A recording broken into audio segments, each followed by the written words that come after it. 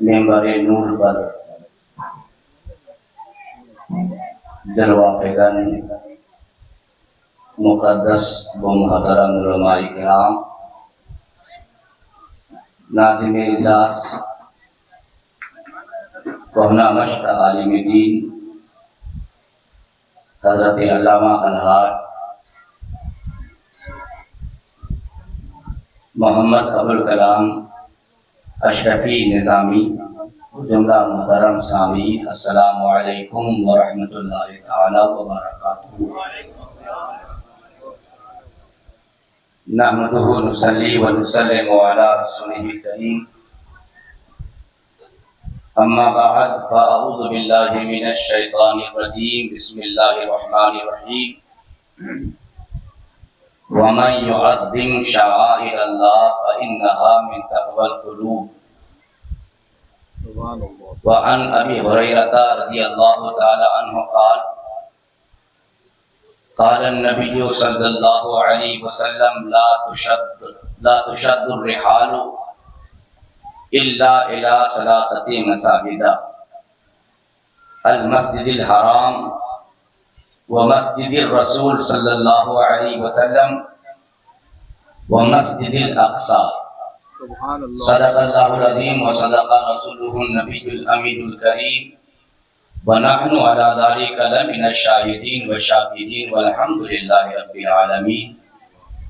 نہایت ہی ادب اور احترام کے ساتھ سے میں ڈھل کر بارگاہ مصطفیٰ کریم صلی اللہ علیہ وسلم میں ہدیہ درود پیش کریں۔ اللہم صلی علی سیدنا شفیعنا حبیبنا مولانا محمد بارک وسلم، صلو علیہ صلاۃ و سلام علیک یا رسول اللہ صلی اللہ تعالی علیہ وعلی آلہ وصحبہ اجمعین۔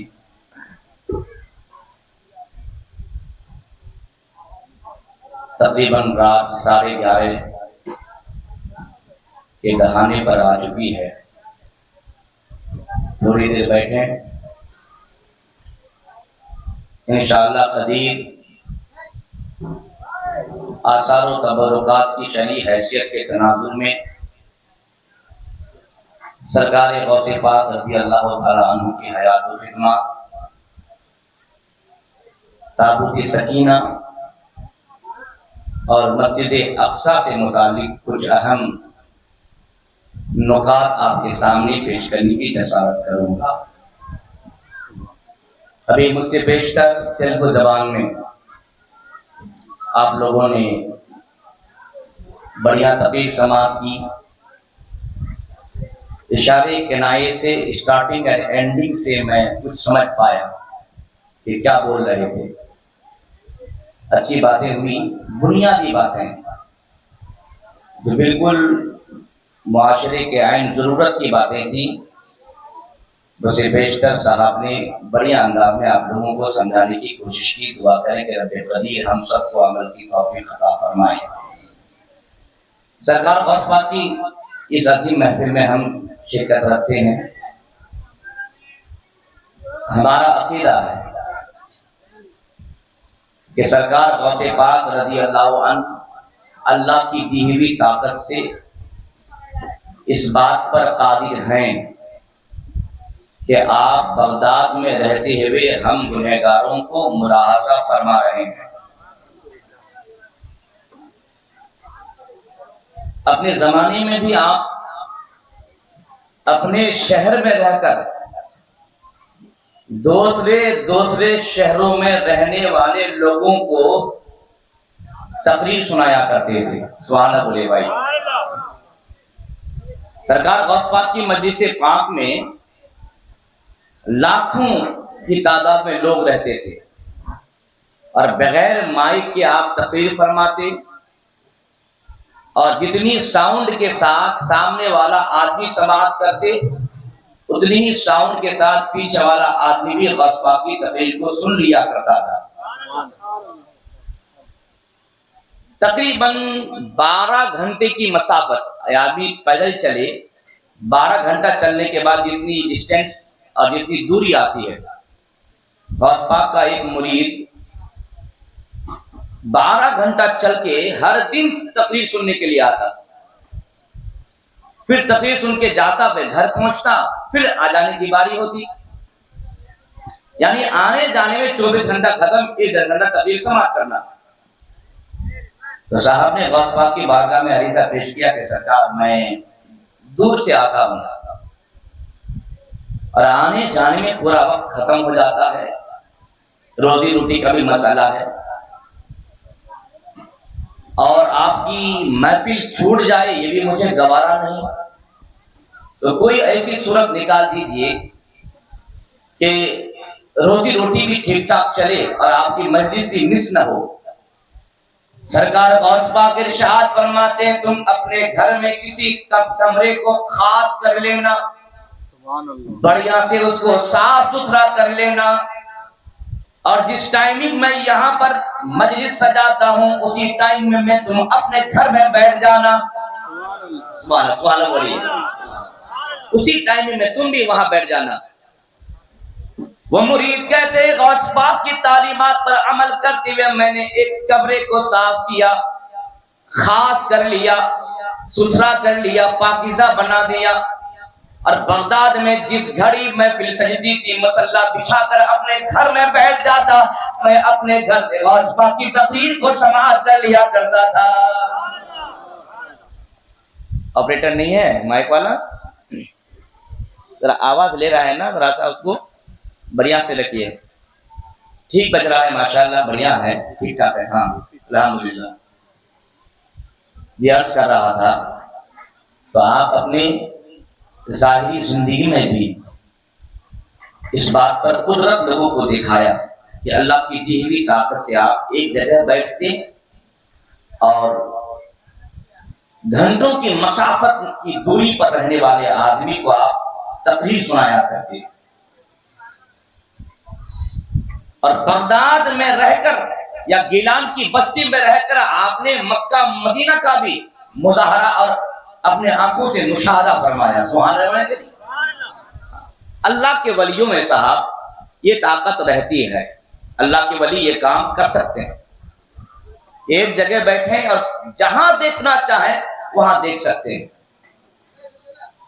قرآن پاک سے ثابت ہے، آپ دیکھیں سورہ نمل آیت نمبر 40 ہے، اللہ کریم کا ارشاد پاک قال الذي عنده علم من الكتاب انا آتك به قبل ان يرتد اليك طرفك۔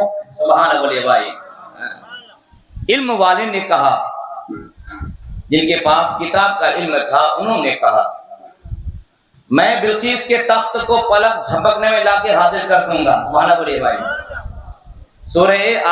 سورہ نمل کی آیت نمبر 38 اور 39 میں اللہ تبارک و تعالیٰ نے یہ بیان فرمایا کہ حضرت سلیمان علیہ السلام نے اپنے تمام ماننے والوں کو بلا کے فرمایا کہ مجھے بلقیس کا تخت چاہیے، کون اس بات پر قادر ہے کہ مجھے وہ لا کے دے؟ تو چونکہ آپ کی حکومت جس طرح انسانوں کے اوپر تھی اسی طریقے سے جنات کے اوپر بھی آپ کی حکومت برابر کی تھی۔ زکوان نام کا ایک جن کھڑا ہو گیا، وہ کہتا ہے سرکار آپ کی مجلس، آپ کی محفل ختم ہونے سے پہلے میں بلقیس کے تخت کو لا کے حاضر کر دوں گا۔ تو حضرت سلیمان فرماتے نہیں، مجھے اس سے بھی بیفور چاہیے۔ آپ سمجھ سکتے ہیں صاحب،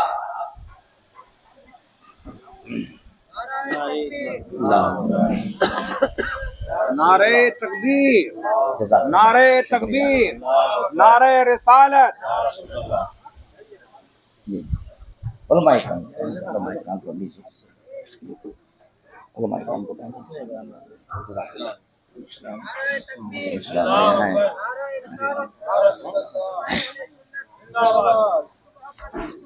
اعلیٰ حضرت، اعلیٰ حضرت، اللہ اکبر، یا رسول اللہ، زندہ باد، یا علی۔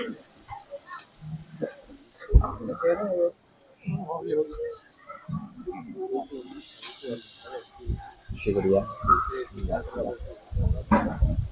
شکریہ، جزاک اللہ۔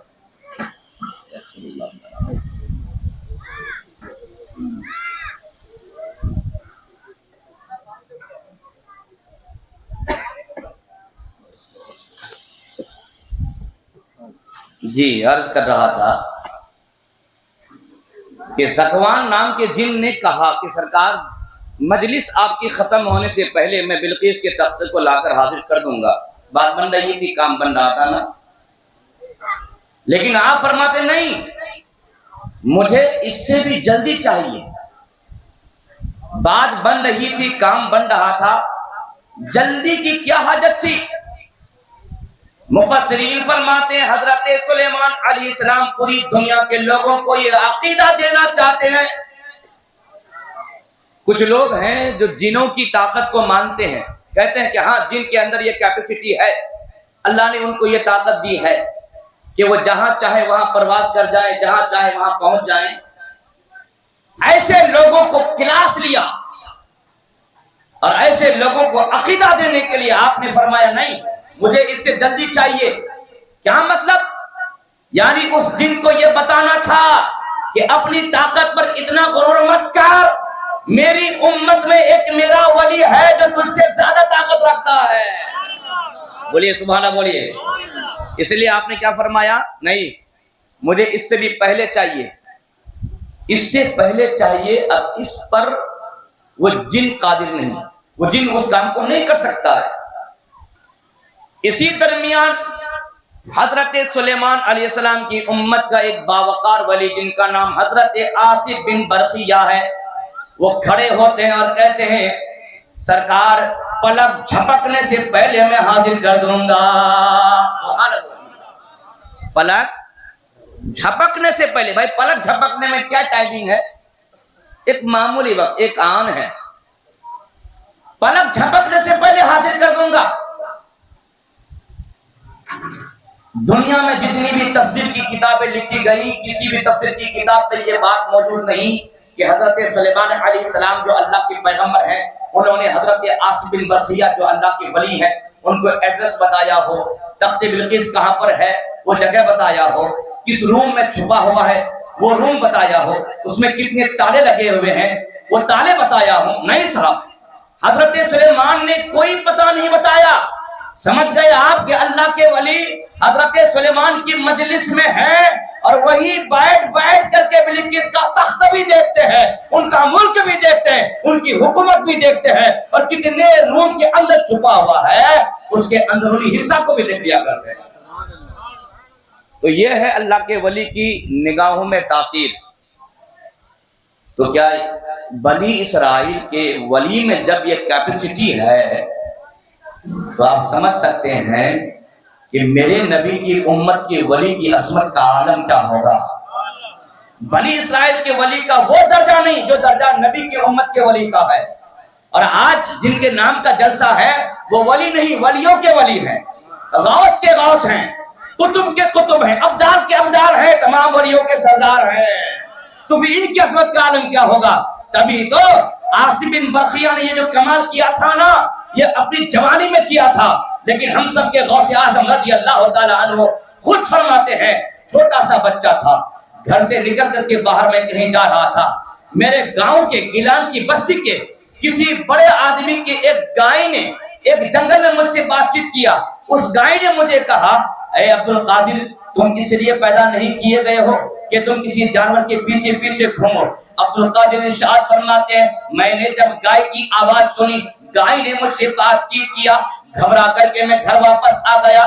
گھر میں دیکھتا ہوں کہ پورا گھر مہمانوں سے کھچا کھچ بھرا ہوا ہے، کوئی جگہ نہیں ملی کہ جہاں پر اپنے دل کو کچھ سکون دے سکوں. پھر میں سیڑھیوں کے ذریعہ سے بالا خانے پر چڑھ گیا. چھوٹا سا بچہ تھا میں، ننھی سی عمر تھی. غوث پاک فرماتے ہیں جب میں اپنے گھر کے بالا خانے پر چھت کے اوپر چڑھا، اپنے نگاہوں کو میں نے کھولا تو اپنے گھر کے چھت سے یعنی گیلان اور گیلان کی بستی سے میں عرفات کے میدان کو دیکھ رہا ہوں.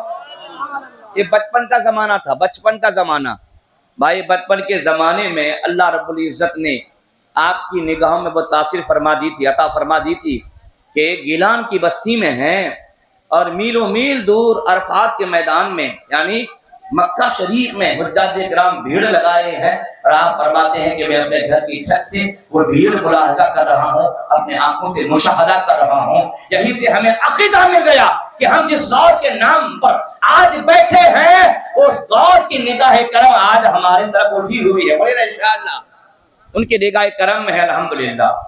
حضرات گرامی، اولیاء اکرام ہیں، علماء اکرام، انبیاء اکرام، صحابہ اعظام، تابعین اکرام، یہ ہے کیا؟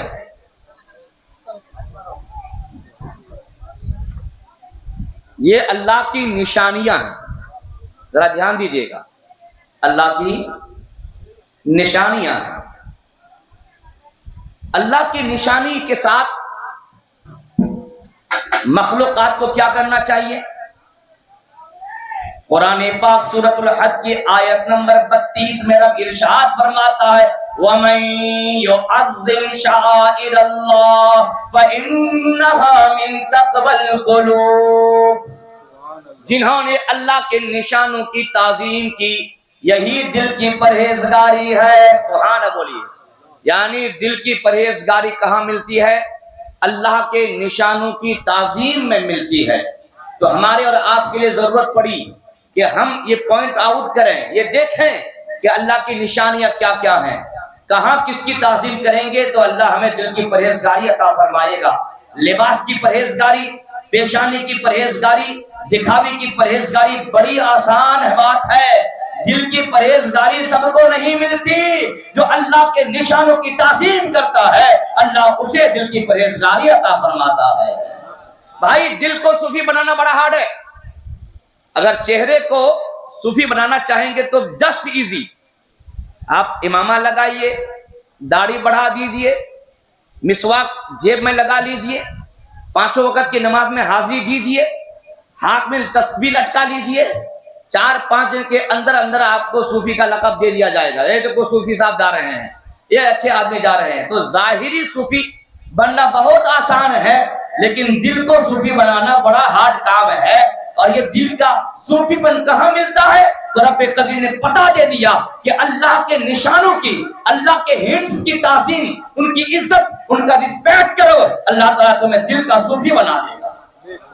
اب سنیں اللہ کی نشانیاں کیا کیا ہیں صاحب، یاد رکھیے۔ آج جتنی بھی دیر گفتگو ہوگی انشاءاللہ بہت پیاری باتیں بولنے کی کوشش کروں گا، آپ کے علم میں اضافہ ہوگا جی۔ اور آپ میرے مزاج سے جانتے بھی ہوں گے، آج نیا نہیں، بہت دن سے آپ کے یہاں آ رہا ہوں اور کئی تقریریں یہاں پر ہو گئیں۔ پہلی تقریر جو میری یہاں پر ہوئی تھی اس تقریر کا وسیلہ جو ہے ہمارے امام جان حضرت علامہ ابوالکلام صاحب تھے۔ انہوں نے ہی جو ہے میرے تعلق سے بتایا، اور پھر میں پہلی دفعہ راجپیٹ کے شادی محل میں 10 دن کی تقریر کے لیے آیا تھا۔ پھر آپ لوگوں نے محبت کی اور ہر سال اور ہر موقع پر بلاتے رہتے ہیں آپ، اللہ تعالیٰ آپ کی محبت کو سلامت رکھے۔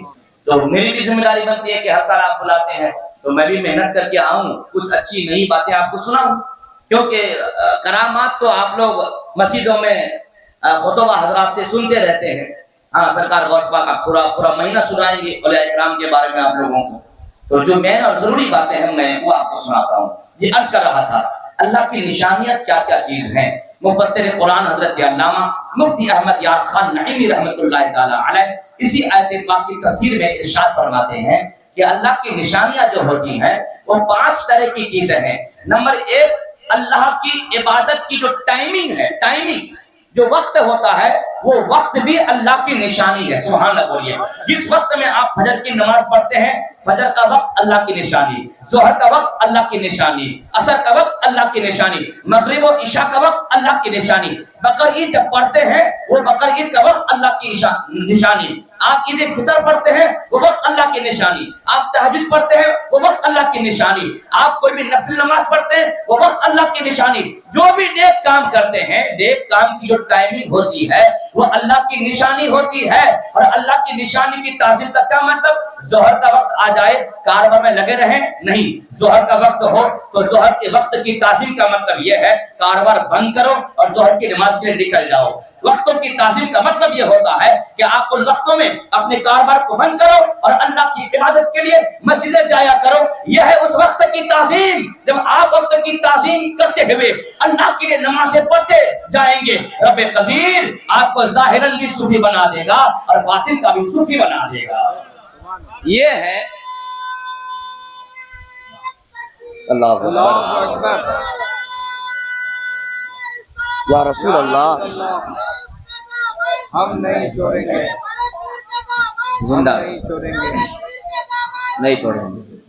الحمدللہ بڑے پیر کا دامن نہیں چھوڑیں گے. بڑھیا نعرہ لگائے نا, بہت بڑھیا نعرہ لگائے, اچھا نعرہ ہے. لیکن میں آپ سے پوچھنا چاہوں گا, میرے غوث اعظم نے کبھی اپنی زندگی میں جھوٹ نہیں بولا.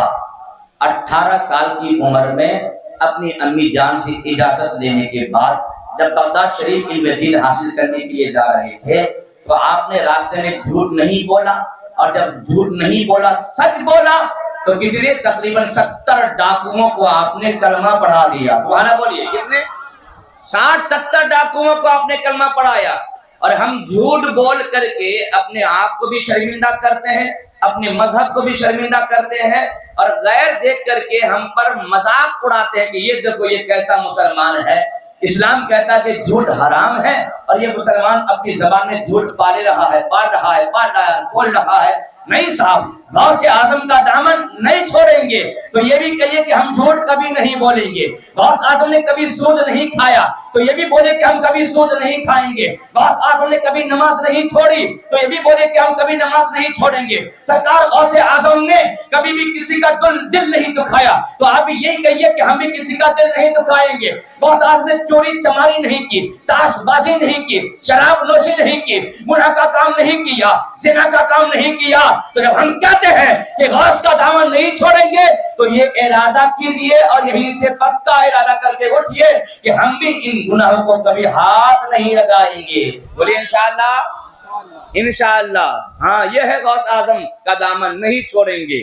یہ ہے اس کا صحیح میننگ اور صحیح مطلب. یہ عرض کر رہا تھا کہ اللہ کی نشانیاں نمازوں کا وقت ہے, اللہ کی نشانیاں عبادات بھی ہیں, اللہ کی نشانیاں یہ جو شخصیات ہیں انبیاء اکرام کے فالوورز میں ان کے صحابہ اکرام, تابعین, محدثین, اولیاء اکرام, اغواث, اقطاب, اوتاد, ابدال, مجددین, محدثین, محققین اور خصوصیت کے ساتھ علماء اکرام, حفاظ اکرام, یہ سب اللہ کی نشانیاں ہیں. اور ساتھ ساتھ خانہ کعبہ اللہ کی نشانی ہے, مسجد نبوی اللہ کی نشانی ہے, بیت المقدس اللہ کی نشانی ہے, دنیا کی تمام مسجدیں اللہ کی نشانیاں ہیں. دنیا میں جتنے بھی اولیاء اکرام کے مزارات ہیں ان کی قبریں ہیں, یہ بھی اللہ کی نشانی ہے. بولیے نا سبحان اللہ, سبحان اللہ بولیے.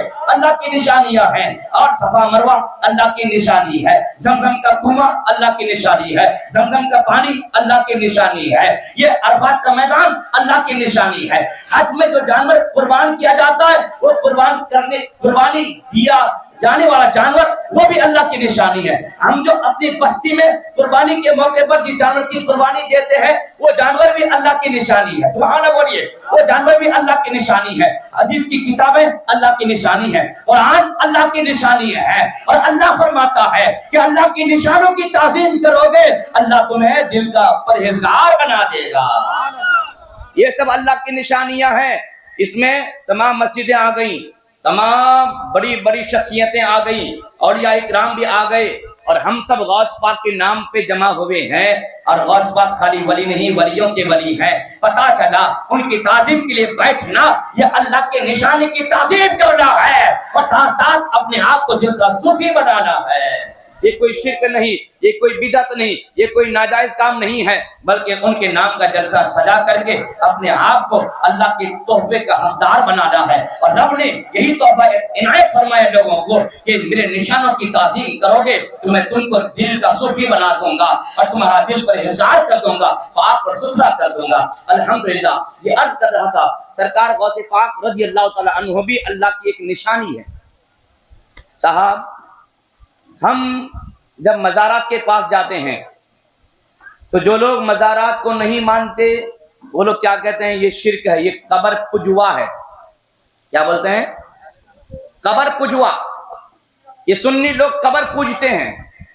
تو پہلی بات تو یہ ہے کہ کوئی سنی قبر پوجتا نہیں ہے. سنی قبر میں جا کر کے فاتحہ کرتا ہے اور قبر والے کو ثواب پہنچاتا ہے. سبحان اللہ بولیے. یہ نا کام ہے بھائی، یہی کام ہمارا نا سنیوں کا.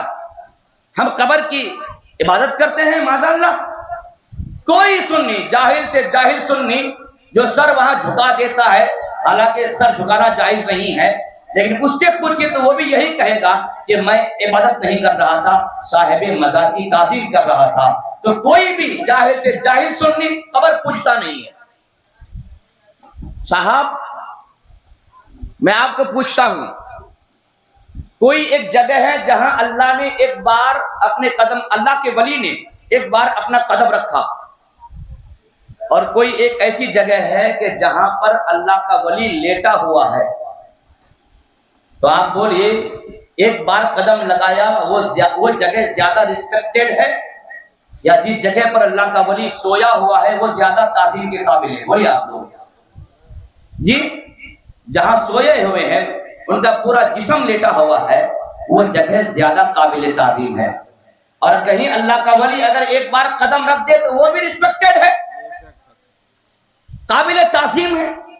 خالی قابل تعظیم نہیں، قرآن پاک میں اللہ نے اس جگہ کو اپنی نشانی بتایا ہے. سبحان اللہ بولیے. نہیں ہے قرآن پاک میں ان الصفا والمروۃ من شعائر اللہ، بے شک صفا اور مروہ اللہ کی نشانوں سے ہے. میں پوچھتا ہوں آپ سے، حضرت ہاجرہ کا قدم صفا مروہ میں لگنے سے پہلے صفا مروہ اللہ کی نشانی نہیں تھا؟ امامو نہیں تھا. کوئی ماء کا لال ثابت نہیں کر سکتا کہ قدم ہاجرہ کے لگنے سے پہلے بھی صفا مروہ کیا تھا؟ بولیے اللہ کی نشانی.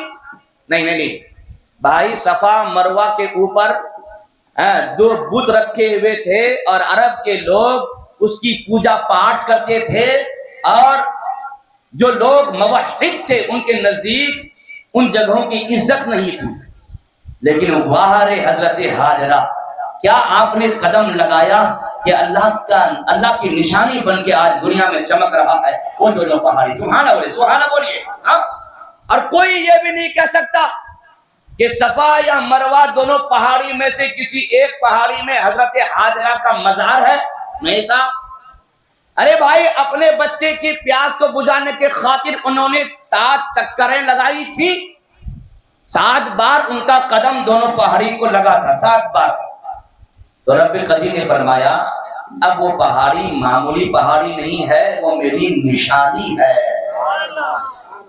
تو یہاں سے عقیدہ نہیں ملا حضرت ہاجرہ پیغمبر نہیں، نبی نہیں، رسول نہیں، کیونکہ عورت پیغمبر نبی رسول نہیں بن سکتی لیکن اللہ کی ولی بن سکتی ہے. تو حضرت ہاجرہ رضی اللہ عنہا حضرت اسماعیل کی امی اللہ کی مقدس ولیہ کا نام ہے. تو ولی کا جہاں قدم لگتا ہے تو رب فرماتا ہے وہ جگہ میری نشانی ہے. تو ولی کے مزار میں ولی کا قدم نہیں صاحب، ولی کا پورا جسم موجود ہے. تو مزار اللہ کی کتنی بڑی نشانی بن جائے گا. تو پتا چلا کہ مزار اللہ کی نشانی ہے. سبحان اللہ بولیے. تو مزار کی تعظیم میں کھڑے ہو کر کے فاتحہ کرنا، ان کی روح کو ثواب کا احسان کرنا، یہ شرک و بدعت ناجائز و حرام نہیں بلکہ اللہ کے نشانی کی تعظیم ہے. اور مزارات میں حاضری سے اللہ تعالی ہمیں دل کی پرہیزگاری عطا فرما دیتا ہے. اور یہیں تک نہیں، حدیث ہے صحیح مسلم کی حدیث، صحیح مسلم کی حدیث ہے. یہ آقا کریم ارشاد فرماتے ہیں کنت نہیتکم عن زیارت القبور الا فزوروها فانها تذکر الاخرہ. سبحان اللہ بولیے. فانها تذکر الاخرہ. میرے آقا ارشاد فرماتے ہیں میں تم لوگوں کو پہلے قبروں کی زیارت سے منع کرتا تھا، اب زیارت کرو. فَإِنَّهَا تُزَهِّدُ فِي الدُّنْيَا وَتُذَكِّرُ الْآخِرَةَ. کیونکہ قبروں کی زیارت کرنے والا آدمی دنیا سے دور ہوتا ہے اور آخرت سے قریب ہو جاتا ہے. سبحان اللہ بولے، بچہ کے سبحان اللہ بولے بھائی. یہ لوگ کہتے ہیں بھائی قبروں کی زیارت کرنا شرک ہے، بدعت ہے، کیا ہے؟ میں کہوں گا بے وقوف، قبروں کی زیارت کرنا اتنا نیک اور اہم کام ہے کہ بڑا سے بڑا مقرر وہ کام نہیں کر پاتا ہے جو کام قبر کر دیتی ہے. سبحان اللہ بولے بھائی. نہیں، ہم کتنی بھاری بھرکم تقریر کر کے چلے جاتے ہیں، پھر بھی آپ دنیا میں پھنسے رہتے ہیں، دنیا میں پھنسے رہتے ہیں. دنیا سے بے رغبتی نہیں ہوتی اور آخرت کی لالچ نہیں آتی ہے نا. لیکن میرے آقا فرماتے ہیں کہ 1-2 گھنٹہ جا کر کے قبرستان میں بیٹھ، دنیا بھول جاؤ گے اور سامنے آخرت آ جائے گی. نہیں صاحب، سبحان اللہ بولے بھائی. یہ حدیث رسول ہے، میرے آقا نے فرمایا ہے. یہ کہتے بھائی قبر میں جانے سے قبر والا کچھ نہیں کر سکتا ہے. میں کہوں گا بے وقوف، قبر والے اندر ہیں، ان کو چھوڑنا. ان کی قبر میں یہ تاثیر ہے کہ وہ قبر لوگوں کو ہدایت دیتی ہوئی نظر آتی ہے. سبحان اللہ ہے نہیں، یہ تو قبر کا مسئلہ ہے. اور صاحب قبر کا کیا عالم ہوگا جب اوپر جو قبر دکھ رہی ہے، اس قبر کا یہ عالم ہے کہ ہم کو دنیا سے دور کر دیتی ہے اور آخرت سے قریب کر دیتی ہے.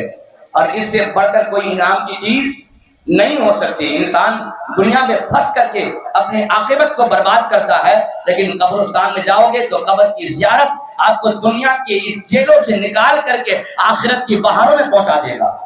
یہ قبروں کی زیارت کا یہ اہم کام ہے. الحمدللہ یہ عرض کر رہا تھا. تو صاحب، مزارات کی حاضری بھی قبروں کی زیارت کا ایک حصہ ہے، اور وہاں جانے سے آخرت یاد آتی ہے. دنیا کو انسان فراموش کر جاتا ہے تو پتہ چل گیا کہ قبروں کی زیارت سے انسان کو فائدہ پہنچتا ہے. کہتے ہیں میں نہیں کروں گا، میں قبروں کی زیارت نہیں کروں گا، میں اپنے ابا اماں کی قبروں کے پاس نہیں جاؤں گا.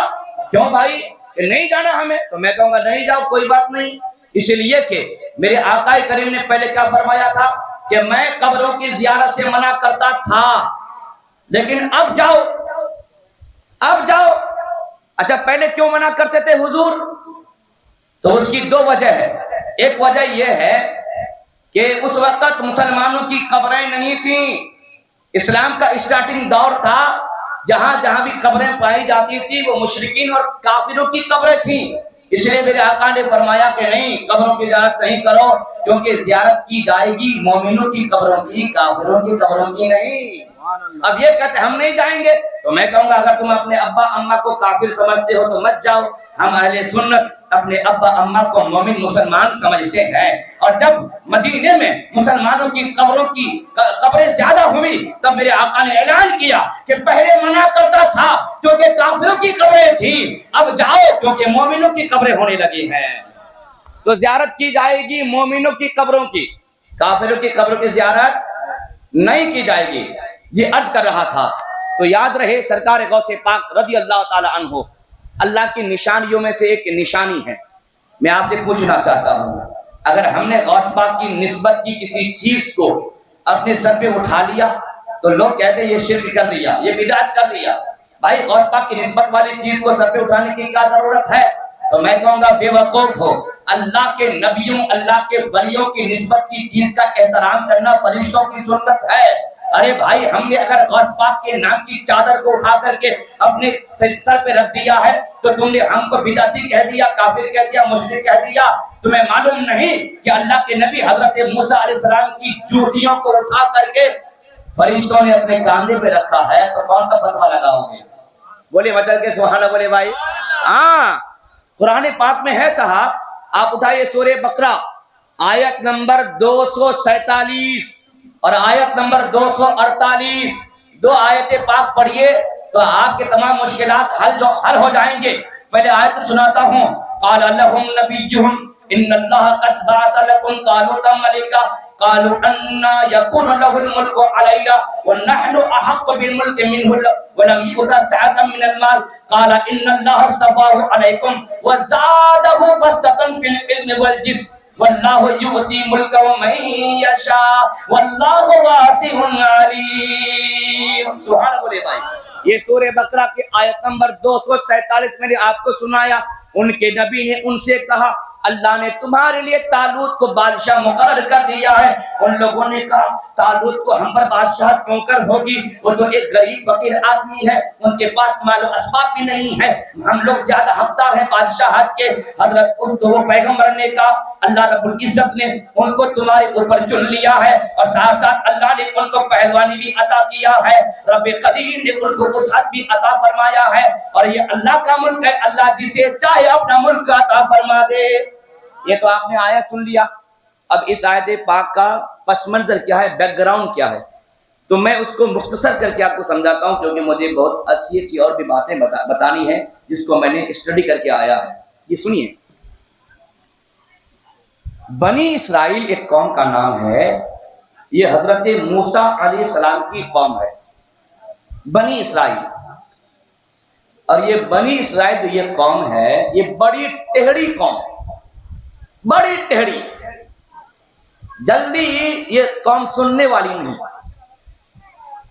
کتنی بار اللہ نے اس قوم پر رحمتیں نازل کی، لیکن یہ قوم ایسی ٹہری قوم کہ اللہ کی رحمت کو چھوڑ کر کے لہسن اور پیاز کے پیچھے بھاگ گئی۔ یہ وہ قوم ہے جو لہسن ہے، پیاز ہے، یہ جو جتنی بھی سبزی وغیرہ ہے نا، اس قوم پر اللہ نے جنت کا کھانا اتار دیا تھا، لیکن اس قوم نے ناصبری کی، جس کے بنیاد پر آج دیکھیے پیاز کھاؤ تو سامنے بات نہیں کر سکتے، بدبو آتی، لہسن کھاؤ تو سامنے نہیں بات کر سکتے، کھا کر کے مسجد جا نہیں سکتے، ہے نا مسئلہ یہ؟ پیاز لہسن کھا کے مسجد نہیں جا سکتے، آپ سوچ سکتے ہیں، یہ وہ قوم ہے۔ اس قوم کو اللہ نے ایک تحفہ دیا تھا، اور اس تحفہ کا نام ہے تابوت سکینہ۔ کیا نام ہو رہی ہے؟ تابوت سکینہ۔ یہ ہے کیا چیز؟ یہ ایک جو ہے صندوق کا نام ہے، 3 ہاتھ لمبا اور 2 ہاتھ چوڑا، شمشاد کی لکڑی کا یہ بنا ہوا، یہ درخت جنت کا تھا، اور یہ صندوق بھی جنت کا تھا۔ اللہ نے حضرت آدم علیہ السلام کو زمین پر اتارنے کے بعد کنگھی، آئینہ، سرما دانی وغیرہ رکھنے کے لیے یہ صندوق جنت سے بھیجا تھا۔ سبحان اللہ بولے بھائی، سبحان اللہ۔ سمجھ میں یہ بات آئی؟ یہ حضرت آدم کو اللہ نے دیا تھا جنت سے۔ پھر حضرت آدم کے بعد حضرت شیس علیہ السلام، پھر حضرت ابراہیم، حضرت اسماعیل، پھر حضرت اسماعیل علیہ السلام کے بعد ان کی اولاد، پھر ان کی اولاد سے حضرت اسحاق کے اولاد جو نبی ہوتے تھے ان لوگوں نے لیا۔ پھر ذریعہ بذریعہ حضرت موسیٰ علیہ السلام کے پاس یہ صندوق آیا، اور اس صندوق میں کیا کیا چیزیں تھی؟ اس صندوق میں حضرت آدم علیہ السلام کی استعمال کردہ چیزیں تھیں، پلس اس میں ترن جبن کی بوری، من و سلوا کی بوری تھی، حضرت سلیمان علیہ السلام کی انگوٹھی اسی میں تھی، حضرت موسیٰ علیہ السلام کا جوتا شریف جس کو کھراؤن بولتے ہیں، لکڑی کا جوتا کھراؤن، وہ بھی اسی میں، تورات شریف کی کچھ تختیاں، کچھ الواح، کچھ تختیاں اسی میں، حضرت ہارون علیہ السلام کی پگڑی شریف بھی اسی میں۔ سبحان اللہ بولیں گے بھائی؟ اور انبیاء کرام کی تصویریں، اس لیے یہ تصویر بنانا یہ ہم جو کر رہے ہیں یہ جائز نہیں، جو ہاتھ سے بناتے ہیں، دیوار میں چپکاتے ہیں وغیرہ، جس تصویر کا سایہ ہوتا ہے یہ جائز نہیں، لیکن وہ جو تصویریں انبیاء کرام کی تھیں ان تصویروں کو اللہ نے بنایا تھا۔ سبحان اللہ بولے بھائی، کس نے؟ اللہ نے۔ تو انبیاء کرام کی تصویریں اسی میں تھی، اور ان تصویروں میں ہم سب کے پیارے آقا جناب محمد الرسول اللہ صلی اللہ علیہ وسلم کی بھی تصویر تھی، اور زمرد کے شیشے میں نبی پاک کی تصویر تھی۔ سبحان اللہ، اس میں زمرد کے شیشے میں وہ تصویر تھی۔ تو یہ سب تبرکات اس میں۔ حضرت موسیٰ علیہ السلام کے جب زمانے میں اللہ نے آپ کو عطا کیا تو آپ نے بھی اپنے روزمرہ کے استعمال کی چیزوں کو رکھنا شروع کیا۔ پھر حضرت موسیٰ علیہ السلام کے بعد آپ کی قوم میں ہوتے یہ بنی اسرائیل قوم گناہوں میں اتنا پھنس گئی۔ یاد رہے، جب امت گناہ کرتی ہے تو اللہ تعالی رحمت کی چادر کو کھینچ لیتا ہے۔ اگر کسی سوسائٹی میں، کسی معاشرے میں اللہ کی رحمت نہیں برستی، دن بدن حالات خراب ہوتے ہیں، تو یہ سمجھنا چاہیے کہ رب نے نگاہ کرم کو پھیر لیا ہے۔ یہ بنی اسرائیل یہ قوم یہ بھی اتنی گنہگار قوم تھی، ہر دن نئے نئے گناہ کی فاؤنڈیشن، نئے نئے گناہ کو وجود دیتے تھے یہ لوگ. اتنے گناہ بڑھ گئے کہ رب قدیم نے ان لوگوں کے اوپر ایک قوم ہے، اس قوم کا نام ہے قوم عمالقہ. قوم عمالقہ جو ایک کافر قوم تھی، اس کافر قوم کو بنی اسرائیل پر اللہ نے مسلط کر دیا. اگر ہمارے اوپر بھی آج کوئی مسلط ہے، کوئی حکومت مسلط ہے، ہم سمجھتے ہیں کہ وہ ہم پر عذاب ہے، تو ہمارا آپ کو نوٹس کرنا چاہیے کہ یہ ہمارے اور آپ کے ہاتھوں کی کمائی کا نتیجہ ہے. کیوں؟ جب قوم بے راہ ہو جاتی ہے تب اللہ تعالیٰ کسی جابر ظالم بادشاہ کو یا حاکم کو ان لوگوں کے سروں کے اوپر مقرر فرما دیتا ہے. یاد رکھیے یہ ہمارے ہاتھوں کی کمائی ہے، ووٹوں سے کوئی نہیں آتا. یہ مین بات یہ ہے کہ ہمارے ہاتھوں کی کمائی ہے کہ آج ہم بھگت رہے ہیں. تو اللہ رب العزت نے اس قوم کے اوپر ایک قوم عمالقہ، جابر بادشاہ کا نام تھا عمالقہ، اس کو مسلط کر دیا. اس نے بنی اسرائیل کے بچوں کو مارا، بوڑھوں کو شہید کیا، نوجوانوں کو شہید کیا، عورتوں کی آبروریزی کی. حد ہو گئی کہ ان ظالموں نے یہ جو تابوت سکینہ تھا، یہ صندوق اٹھا کر کے اپنے شہر لے کر چلے گئے، اور اپنے شہر میں جو بڑا بت خانہ تھا، بت خانے میں تابوت سکینہ کو رکھ دیا. اور جو ہی تابوت سکینہ کو بت خانے کے اندر رکھا، اندر کے سارے بت منہ کے بل اونٹے گر گئے، سارے بت. ذرا یہ مائک کا ساؤنڈ تھوڑا سا ذرا بڑھاؤ، آپریٹر ہیں ذرا آواز بڑھا دو، آواز لے رہا ہے مائک. یہ عرض کر رہا تھا سارے بت گر گئے. اور جب سارے بت گر گئے تو ان لوگوں نے غصے سے، جہاں اس تابوت سکینہ کی وجہ سے ہمارے معبود لوگ گر گئے، تو اٹھا کر کے ان لوگوں نے کیا کر دیا، کورا دان میں جہاں لوگ پیشاب کرتے ہیں، بول و براز کرتے ہیں، لیٹرین کرتے ہیں، ایسی جگہ میں اس تابوت سکینہ کو ڈال دیا. اب کیا ہوا؟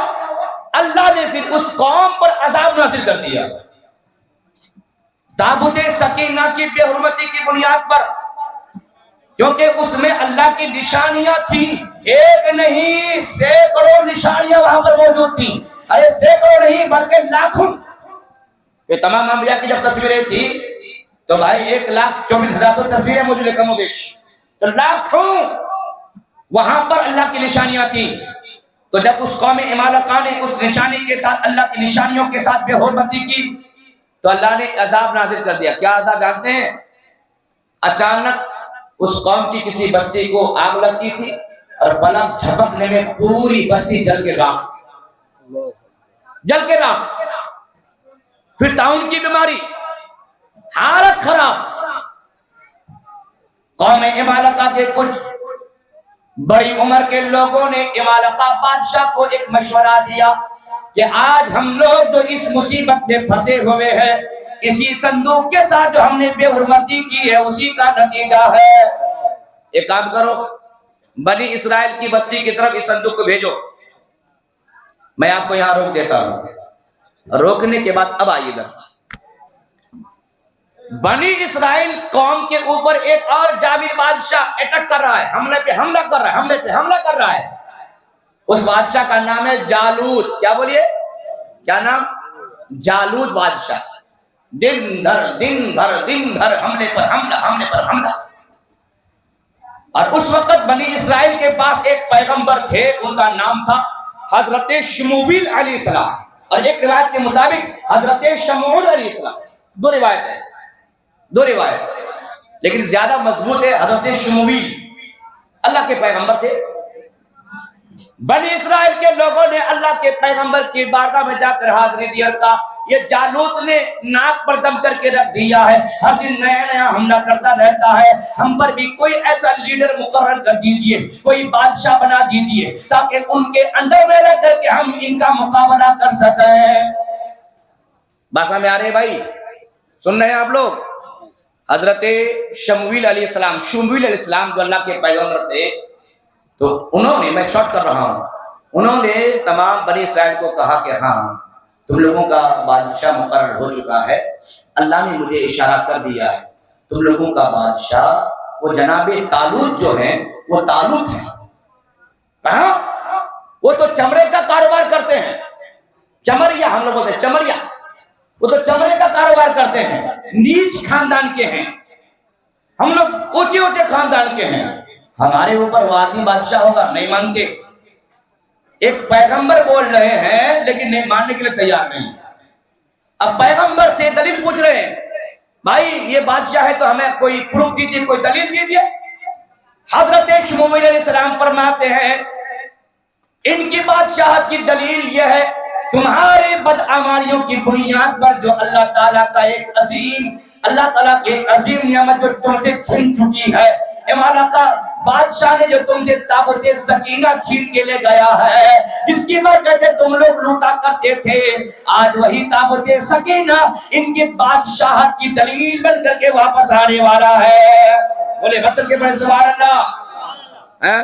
یہاں پر حضرت شمویل علیہ السلام بنی اسرائیل کو لے کر کے بات چیت میں لگے ہوئے ہیں اور یہ بات کر رہے ہیں، اور ادھر قوم عمالقہ کا جو بادشاہ تھا وہ اس صندوق کو گندی جگہ سے اٹھا کر 2 بیل کو لایا، ایک گاڑی بنایا اور اس گاڑی میں صندوق کو لاد دیا، 2 بیل کے کاندھے پر چڑھا دیا اور بنی اسرائیل کی بستی کی طرف وہ ہانک دیا۔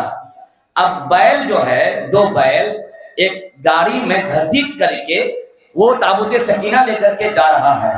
آپ جانتے ہیں نا کہ تابوت سکینہ میں کیا ہے؟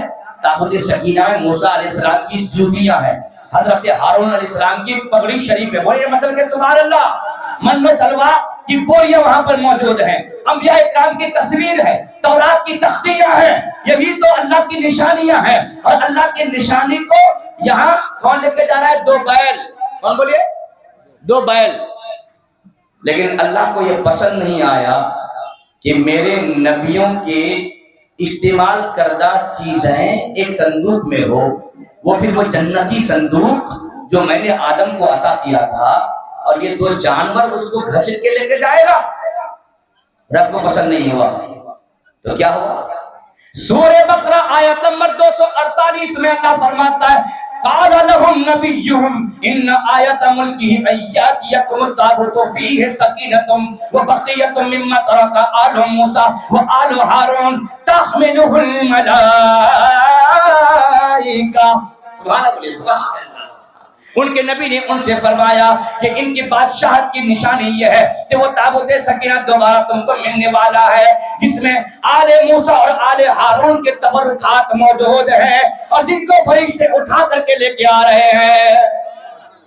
یہاں پر تو 2 بیل کے کاندھے پر گاڑی کو لاد دیا تھا اور وہ دونوں بیل گھسٹ کے لے کے جا رہے تھے، لیکن رب کو پسند نہیں ہوا کہ میرے بندوں کے تبرکات کو کوئی بیل لے کر کے جائے۔ اللہ نے فرشتوں کو حکم دیا کہ راستے میں تم لوگ بیل گاڑی سے، سبحان اللہ بولیے، بیل گاڑی سے صندوق کو اٹھا لو اور اپنے کاندھے پر لے کر کے حضرت شمویل کی مجلس تک پہنچا دو۔ فرشتوں نے بیچ راستے میں آ کر کے بیل گاڑی سے صندوق کو اٹھایا، اپنے کاندھوں پہ چڑھایا، تو آپ کو عقیدہ ملا نہیں کہ فرشتہ جس کو اللہ نے خالص اپنی عبادت کے لیے پیدا کیا ہے، اپنی حکومت کے لیے پیدا کیا ہے، اپنی تسبیح کے لیے پیدا کیا ہے، اپنی تکبیر کے لیے پیدا کیا ہے، اپنی تحلیل کے لیے پیدا کیا ہے، لیکن جب اپنے نبیوں کی جوتیوں کی تعظیم کی بات آئی تو رب فرماتا ہے اے فرشتہ میرے سامنے سجدہ کرتے ہو، یہ بھی عبادت ہے، اور موسیٰ کی جوتیاں اٹھاؤ گے یہ بھی عبادت ہے۔ بولیے مطلب کہ سبحان اللہ بولیے، موسیٰ کی جوتیاں اٹھاؤ گے یہ بھی عبادت ہے۔ تو فرشتوں نے اپنے کاندھے پر موسیٰ کی جوتیاں اٹھایا ہے، ہارون کی پگڑی کو اٹھایا ہے، حضرت سلیمان کی انگوٹھی کو اٹھایا ہے، مطلب کہ اللہ کے پیغمبروں کے استعمال کردہ یوز چیزوں کو اپنے کاندھے پر اٹھایا ہے۔ یہیں سے سنیوں کو عقیدہ مل گیا کہ اللہ کے نیک بندوں کے ساتھ جن چیزوں کا انتصاب ہو جاتا ہے وہ اتنا قابل ہو جاتا ہے کہ فرشتے ان کو اپنے کاندھے پہ اٹھایا کرتے ہیں۔ تو ہم نے اٹھا کے اگر سر پہ چڑھا لیا تو شرک نہ رہا صاحب، یہ فرشتوں کی سنت پہ عمل ہو گیا۔ یہ ہے تابوت سکینہ۔ آپ جانتے ہیں بیت المقدس پر جب بخت نصر نام کا ایک بادشاہ جو بابل کا بادشاہ تھا، شاہ بابل کا بادشاہ، اس کا نام تھا بخت نصر، اس ظالم نے جب بیت المقدس پر قبضہ کیا تو اس وقت اس نے یہودیوں کو کہاں کہاں سے بلا بلا کر کے فلسطین میں جہاں جہاں جگہ پایا خالی بستی کا بستی بنا کے چھوڑ دیا. مسلمانوں کو بے دریغ شہید کیا. حد ہو گئی کہ تابوت سکینہ جو ایک رحمت کا نشان بن کے تھا، یہی وہ بادشاہ تھا جس کا نام تھا بخت نصر. تاریخ کا جملہ نوٹ کر لیجئے گا، تاریخ کا جملہ ہے بخت نصر، اس کا نام بھولے گا نہیں. بخت نصر شاہ بابل، اسی نے تابوت سکینہ کو اپنے پاس لے کے رکھ لیا اور کہاں جو غائب کیا. آج تک تابوت سکینہ تک کوئی پتہ نہیں، آج تک کوئی پتہ نہیں ہے اس ظالم نے کہاں دفن کر دیا، کہاں جا کے ڈال دیا. تابوت سکینہ کو آج تک موجود نہیں ہے. تو یہ رحمت کا نشان اسی ظالم نے ختم کیا. اس کا نام ہے بخت نصر.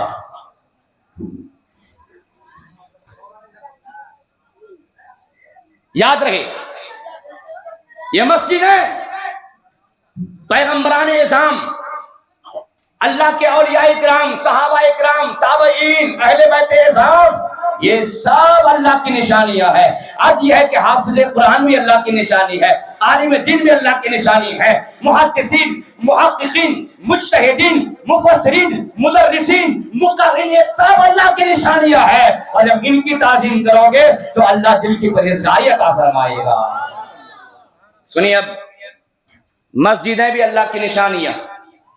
دنیا بھر میں جہاں بھی اہل سنت کی مسجدیں ہیں، میں خاص کر رہا ہوں اہل سنت کی، صاحب ایمان کی جہاں جہاں مسجدیں ہیں وہ اللہ کی نشانیاں. تو آپ بولیں گے مولانا ایسی نفرت کی باتیں کیوں کرتے ہیں آپ؟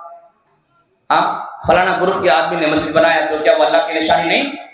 تو میں کہوں گا معذرت چاہوں گا، قرآن پاک میں مسجد زرار کے بارے میں آیا ہے.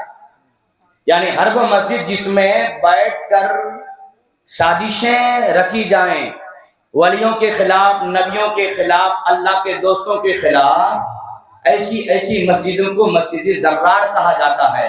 اور حضور نے خود صحابہ کو بھیج کر کے اس مسجد کو ڈیمولش کروا دیا. سبحان اللہ بھائی، کیا کرا دیا؟ بولیے، ڈیمولش کرا دیا، گروا دیا میرے آقا کریم نے. تو پتا چلا اللہ کی نشانی وہ مسجد ہے کہ جس مسجد کے میناروں سے جہاں اللہ کی تکبیر کی صدائیں بلند ہوتی ہیں وہیں پر نبی کی محبت کے راگ لاپے جاتے ہیں. اس کا نام ہے مسجد، اور وہی ہے اللہ کی نشانی. سبحان اللہ بولیے.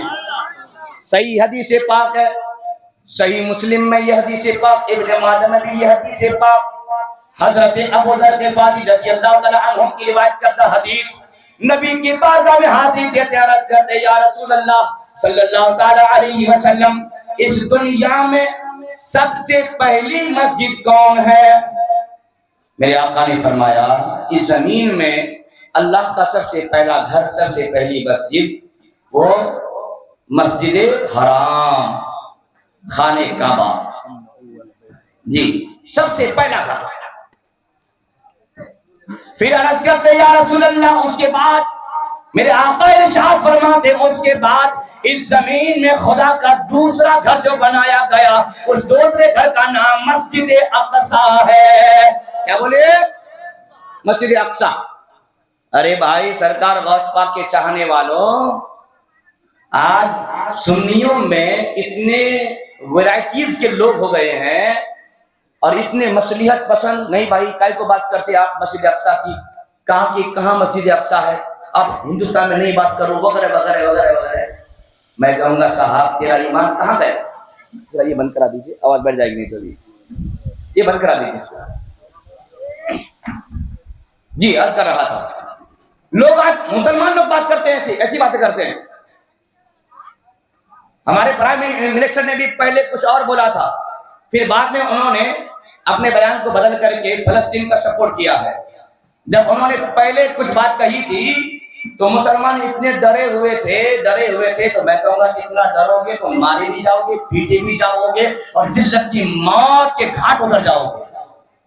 میں بنگلور میں رہتا ہوں، میں نے اسی وقت پہلے ہی جمعہ میں فلسطین کی مظلومیت اور مسجد اقصی کی عظمت پر خطاب کیا. میری تقریر ریکارڈ بھی ہوئی یوٹیوب میں, آپ وہ سرچ کر کے دیکھ سکتے ہیں. کتنے علماء نے مجھے فون کیا, آپ نے ایسی تقریر کر دی. میں کہا کیا ہو گیا ہے, نہیں بولنا تھا, ہماری حکومت نے الگ اسٹیٹمنٹ دیا ہے. میں کہوں گا بھائی اس نے جو دیا سو دیا ہے, ہم مسلمان ہیں, مسلمان ہونے کی حیثیت سے ہماری یہ ذمہ داری بنتی ہے تو ہم نے ایمان کے تقاضے کو پورا کیا ہے. کہا نہیں کرنا تھا نا کیا ہو جاتا, مگر جیل جانا پڑے گا نا. تو جیل جانا تو اللہ کے پیغمبروں کی بھی سنت ہے اور اللہ کے ولیوں کی بھی سنت ہے. ہم سب کے امام اعظم ابو حنیفہ جو وقت کے ایک عظیم الشان امام کا نام ہے, انہوں نے تو جیل ہی میں انتقال کیا ہے صاحب. اور آج ہمارے مولوی بھی ڈر جاتے ہیں, مولوی بات نہیں کرتے, حالات دیکھتے ہیں نہیں کیا کیسے انہوں لوگ اگر ایسا بولیں گے تو غصہ ہو جائیں گے نا, ناراض ہو جائیں گے نا, تو بات چھپا دیتے ہیں. میں کہوں گا بھائی لوگوں کا چہرہ دیکھ کر کے کب تک تقریر کرو گے؟ قیامت میں جب رب پوچھے گا کہ وہاں پر تو اتنی برائیاں تھیں اور تم نے خالی اس ڈر سے تقریر کو بند کر دیا کہ وہ لوگ تم کو بلائے ہوئے تھے, اگر تقریر کر دو گے تو نذرانہ کم کر دے گا, دوبارہ نہیں بلائے گا, اس ڈر سے تم نے حق بات پہ پانی ڈال دیا, پردہ ڈال دیا. میں کہوں نہیں صاحب مجھے ویسا نہیں بننا ہے. ارے بھائی کسی کا چہرہ کالا کے کچھ ہو جائے, ہماری ذمہ داری بنتی ہے کہ ہم حق کو ہم ٹھوک کر کے بول کے چلے جائیں. ہے کہ نہیں بھائی صاحب, یہ ہماری ذمہ داری بنتی ہے. ارے بھائی ایک آدمی کس نے آدمی کو خوش کر پائے گا؟ ایک باپ کے 5 بیٹے ہیں تو 5 بیٹے ایک باپ سے خوش نہیں ہو پاتے ہیں کیا بھائی؟ ہاں, ایک باپ 5 بیٹوں کو خوش نہیں کر پاتا ہے تو بھائی ایک عالم کتنے لوگوں کو خوش کر پائے گا؟ اگر کوئی عالم ہر آدمی کو خوش کرنے کے چکر میں ہے تو سمجھ جاؤ کہ وہ عالم نہیں, وہ منافق ہے. وہ کیا بولیے, یہ منافق کی پہچان ہے. کیونکہ منافق کا کام ہوتا ہے کہ سب کے ہاتھوں میں بوسہ اور سب کے گالوں میں چما, یہ منافقوں کی پہچان. اور جو اہل ایمان ہیں وہ 2 دھاری تلوار, سبحان اللہ بولے بھائی, 2 دھاری تلوار, کسی کو برا لگے کہ کسی کو اچھا لگے, جو اللہ رسول کو اچھا لگتا ہے وہی اللہ سے ڈرنے والا عالم بولا کرتا ہے. بس ہم کو کسی سے کوئی خوف نہیں, کون صحیح ہے کون غلط ہے, کس کو اچھا لگے کس کو برا لگے گا. ہم کو بس اس بات کی پرواہ ہے کہ رب کو برا نہ لگے, رب کے حبیب کو برا نہ لگے, رب راضی ہو جائے, رب کا حبیب خوش ہو جائے تو یہاں بھی ہم کامیاب اور قبر میں جائیں گے, اللہ ہماری قبر کو نور سے روشن فرما دے گا. بس یہ ہونا چاہیے. یہ عرض کر رہا تھا میں, سنیے, بیت المقدس پر بات نہیں ہو پاتی ہے. آپ کو نہیں معلوم کہ بیت المقدس سے ہمارا کتنا مضبوط رشتہ ہے؟ ہم بات نہیں کریں گے تو کون کریں گے؟ نہیں وہاں بات نہیں کرنا. ارے بھائی بات نہیں کرتے ہیں, نماز نہیں پڑھتے ہیں, اسی وجہ سے تو بابری مسجد بھی ہاتھ سے چلی گئی اور کتنی مسجدیں ہمارے ہاتھ سے جا رہی ہیں. کیوں؟ کیونکہ ہم بات نہیں کریں گے. نہیں, جو معاملہ وہاں کا وہاں رہنے دو, بات نہیں کریں گے. نہیں, بات کرنا ہوگا, حق بات بولنا ہوگا, تبھی جا کر کے یہ ساری باتیں منظر عام پہ آ سکتی ہیں. عرض کر رہا تھا حضرت ابو ذر غفاری کہتے یا رسول اللہ, اس کے بعد اس زمین میں دوسرا گھر اللہ کا کہاں پر بنا؟ میرے آقا ارشاد فرماتے ہیں اس زمین پر خانہ کعبہ کے بعد اللہ کے دوسرے گھر کا نام مسجد اقصی ہے. کتنے بولیے, یہ کون بولے مسجد اقصی ہے؟ حضرت ابو ذر کہتے یا رسول اللہ, بیت اللہ شریف اور مسجد اقصی کی تعمیر میں, کنسٹرکشن میں کتنا ڈسٹینس ہے؟ میرے آقا فرماتے ہیں 40 سال. کتنے بولیے, کتنے؟ یعنی بیت اللہ شریف کی تعمیر کے بعد 40 سال کے بعد حضرت آدم علیہ السلام نے یا آپ کی اولاد نے اللہ کے حکم سے فلسطین میں پہاڑی کے اوپر ایک اچھی جگہ کا انتخاب کر کے بیت المقدس کی تعمیر فرمائی. سبحان اللہ بھائی, حضرت آدم علیہ السلام نے. یہ جو یہودی لوگ کہتے نہیں وہ ہیکل سلیمانی ہے, ہیکل سلیمانی ہے. اچھا ہیکل کسے کہتے ہیں یہ بھی تو سمجھنا ہوگا نا. ہیکل بیس, ہیکل کا معنی ہوتا ہے جیسے کہ روڈ جب بنتا ہے نا, روڈ, تو روڈ بنانے والے مزدوروں کو رکھنے کے لیے راستے کے کنارے کچھ تمبو بنا دیتے ہیں. سمجھ رہے ہیں آپ, بناتے تمبو ہے نا, کہ جب تک روڈ کا کام چلتا رہے گا وہ لوگ رات میں تمبو میں جا کے آرام کریں گے. تو بیت المقدس کا کنسٹرکشن جب حضرت سلیمان نے ڈالا تو حضرت سلیمان رہنے کے لیے انہوں نے بھی ایک کمرہ بنا لیا تھا جب تک تعمیر نہیں ہوگی تب تک ہم یہاں رہیں گے. تو اسی کمرے کا نام ہے ہیکل سلیمانی. سبحان اللہ بولے گے بھائی. اور ہیکل کا معنی ہوتا ہے اسٹے پلیس، ٹھہرنے کی جگہ، گھر، مکان. یہ ہے ہیکل سلیمانی. تو ان بے ایمانوں کو بولیے کہ مسجد اقصی ہیکل سلیمانی کو گرا کر کے نہیں بنائی گئی. ارے مسجد اقصی کو بنانے کے لیے سلیمان علیہ السلام نے وہ کمرہ بنایا تھا.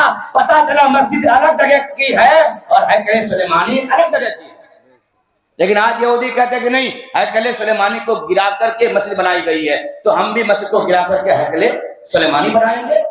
تو میں کہوں گا سب سے پہلے حضرت سلیمان علیہ السلام کے خلاف تمہارا یہ کام ہوگا، کیونکہ انہوں نے مسجد کی تعمیر اور کنسٹرکشن کے لیے وہ ایک روم بنایا تھا، اسی کا نام ہے دیوار سلیمانی یا ہیکل سلیمانی. یہ تاریخ کی بات. سنیے، یہ شہر ہے کہاں صاحب؟ فلسطین. فلسطین کا کیپٹل سمجھتے ہیں نا آپ لوگوں کے؟ آندھرا کا کیپٹل کہاں ہے؟ اب تک فکس نہیں ہو پایا ہے نا. ہاں ابھی تک فکس نہیں ہو پایا ہے کہ کہاں جو بنے گا، ویساکھ بنے گا کہ آپ کا وجے واڑہ بنے گا. لیکن میں کہوں گا کہ وجے واڑہ زیادہ حق رکھتا ہے. میری معلومات کے مطابق کیپٹل بننے کا زیادہ حق وجے واڑہ کو ہے.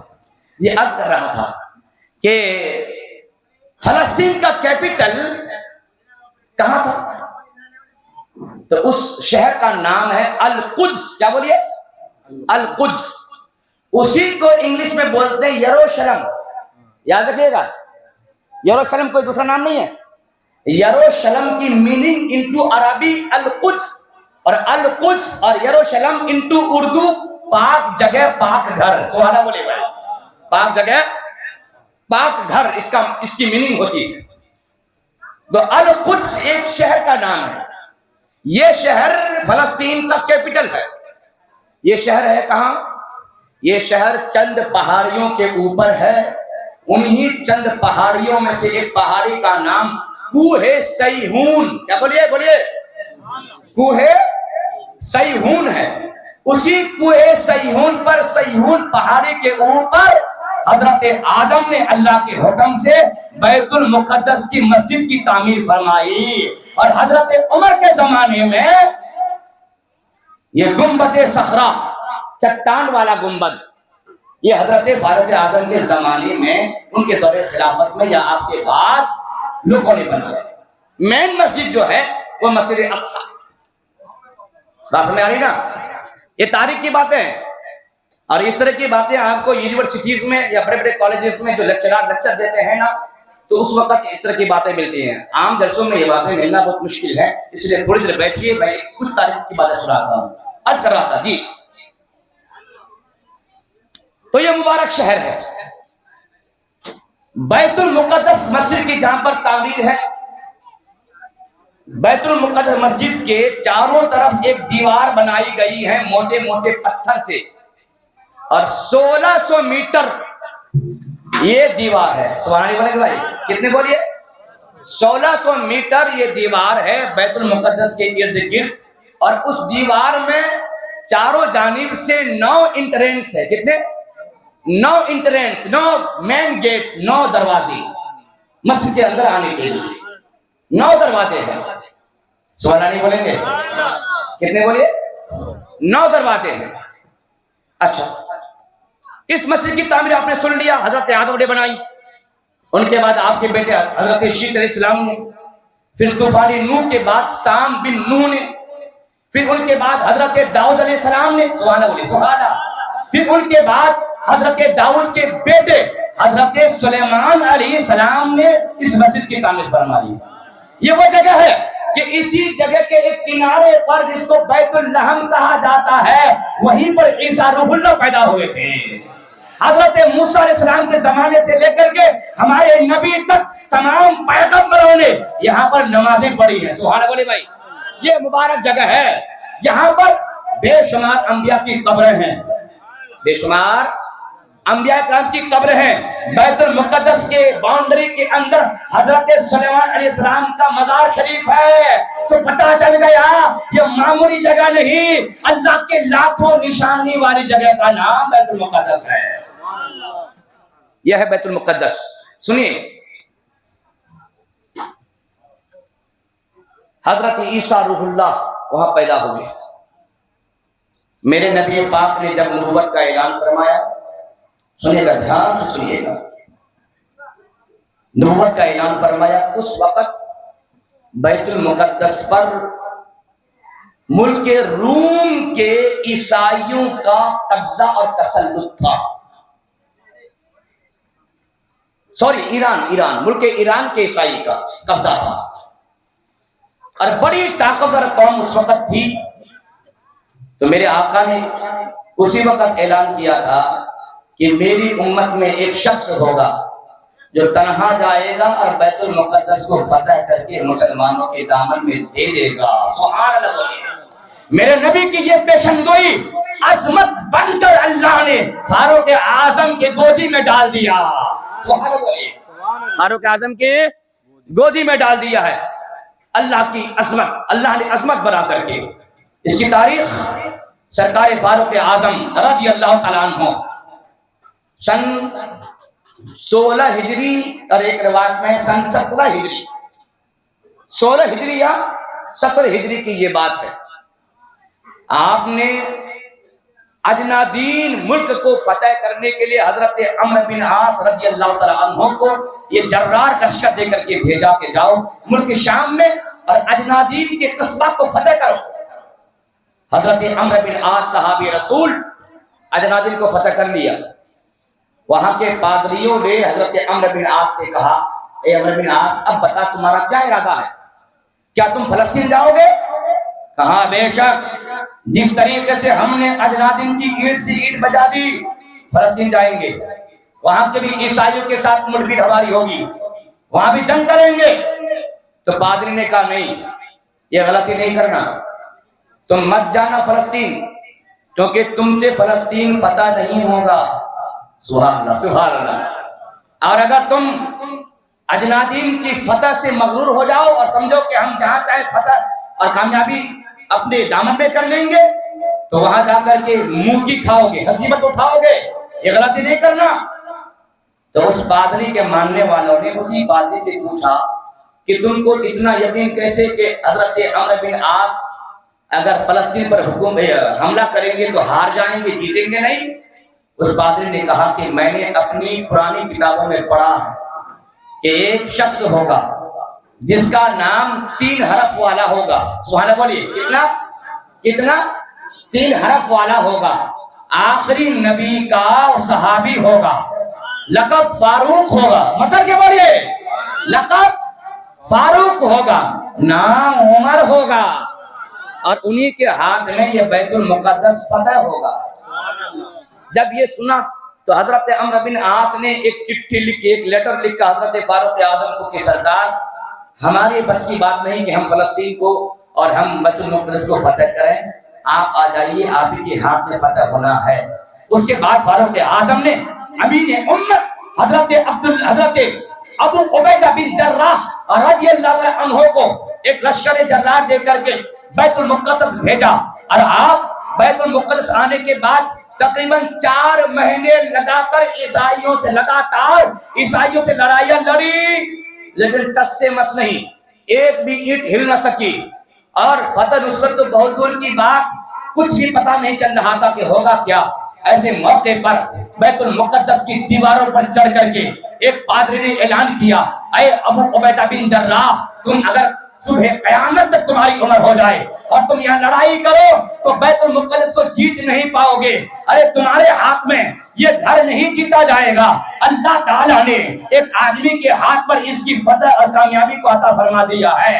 اور اس آدمی کی پہچان، ان کا ہنٹس، ان کا اشارہ ہم نے اپنی کتابوں میں پڑھا ہے. حضرت ابو عبیدہ بن جراح نے کہا، ارے بتاؤ تو وہ آدمی کون ہے؟ کہا کہ آخری نبی حضرت محمد رسول اللہ صلی اللہ علیہ وسلم کے وہ صحابی ہوں گے اور ان کا نام عمر ہوگا. سبحان بولیے. ایک ایک کر کے نشانی بتاتا چلا جاتا ہے. حضرت ابو عبیدہ بن جراح کہتے ہیں لقد فتحنا البلاد ہم نے تو اس شہر کو جیت لیا ہے واللہ رب الکعبہ، رب کعبہ کی قسم ہم نے اس شہر کو جیت لیا۔ کہا کیوں نعرہ لگاتے ہو؟ کہا سنیے سنیے، جس آدمی کا آپ نے بتا دیا ہے وہ ہمارے امیر کا نام ہے، ہمارے خلیفے کا نام ہے، ہم سب کے آقا کا نام ہے، ہم تو انہی کے بھیجے ہوئے ہیں، ہم انہی کے غلام ہیں۔ حضرت ابو عبیدہ بن جراح نے خط لکھا حضرت امیر المومنین حضرت فاروق اعظم کو کہ سرکار 4 مہینے سے لڑ رہے ہیں، ایک اینٹ نہ ہل سکی، لیکن تاریخ بتاتی ہے یہ شہر،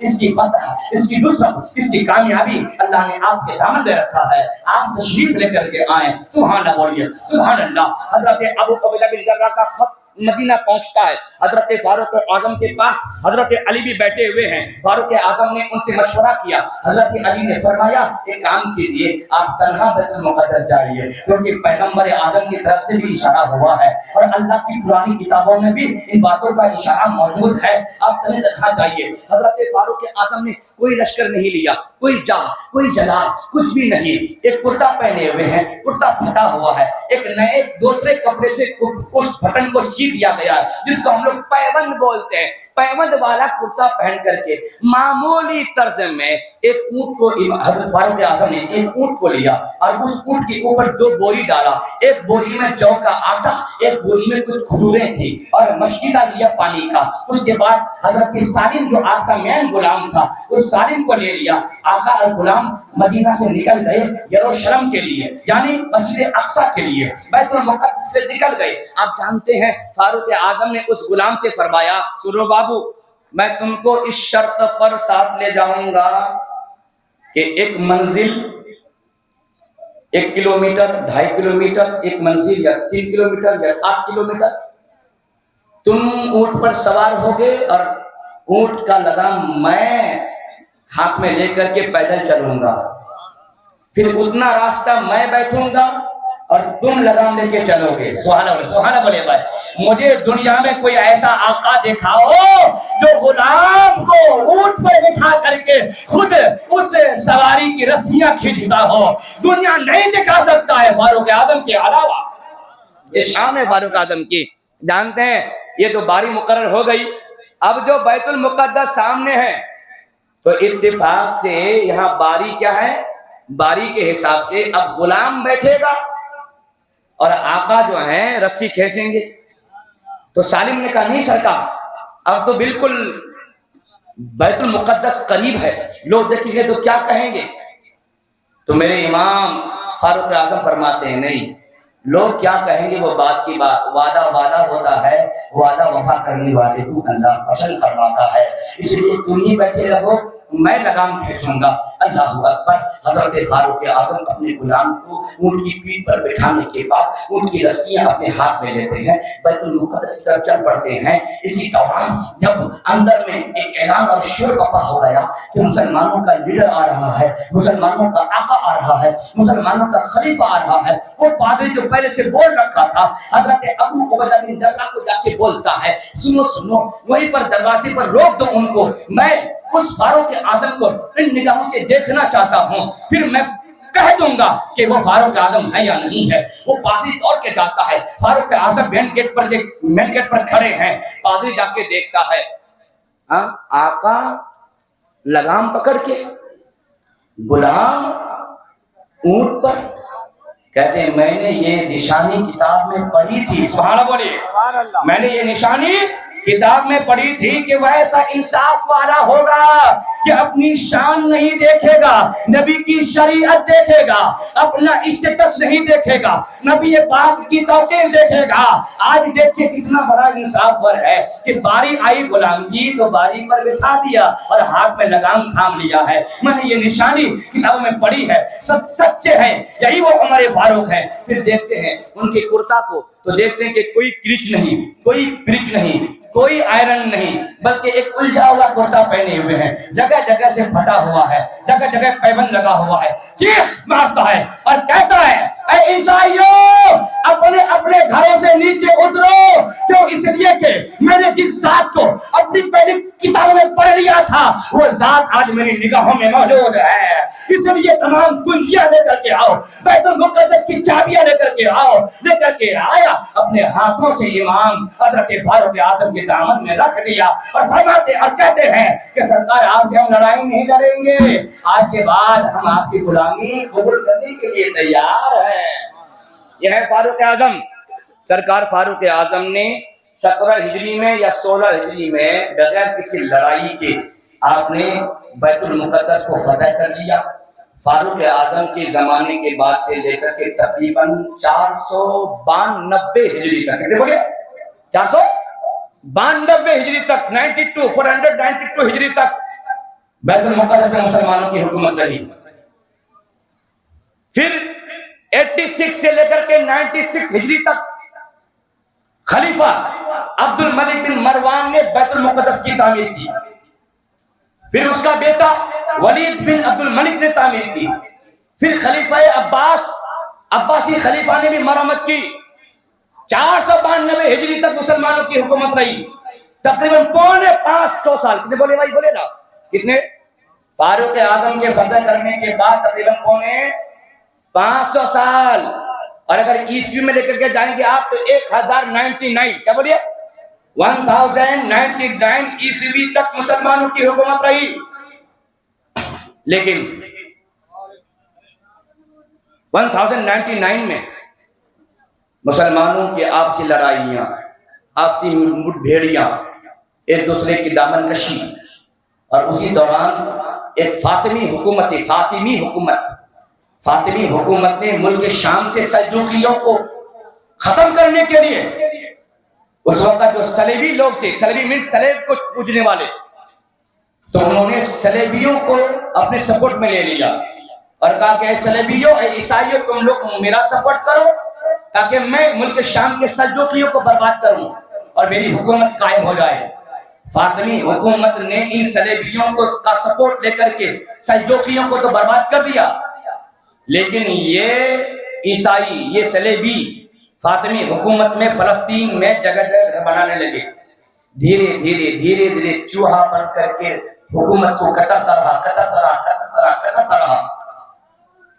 پھر 1099 عیسوی میں ان ظالموں نے 70,000 مسلمانوں کو مارا. کتنے بولے؟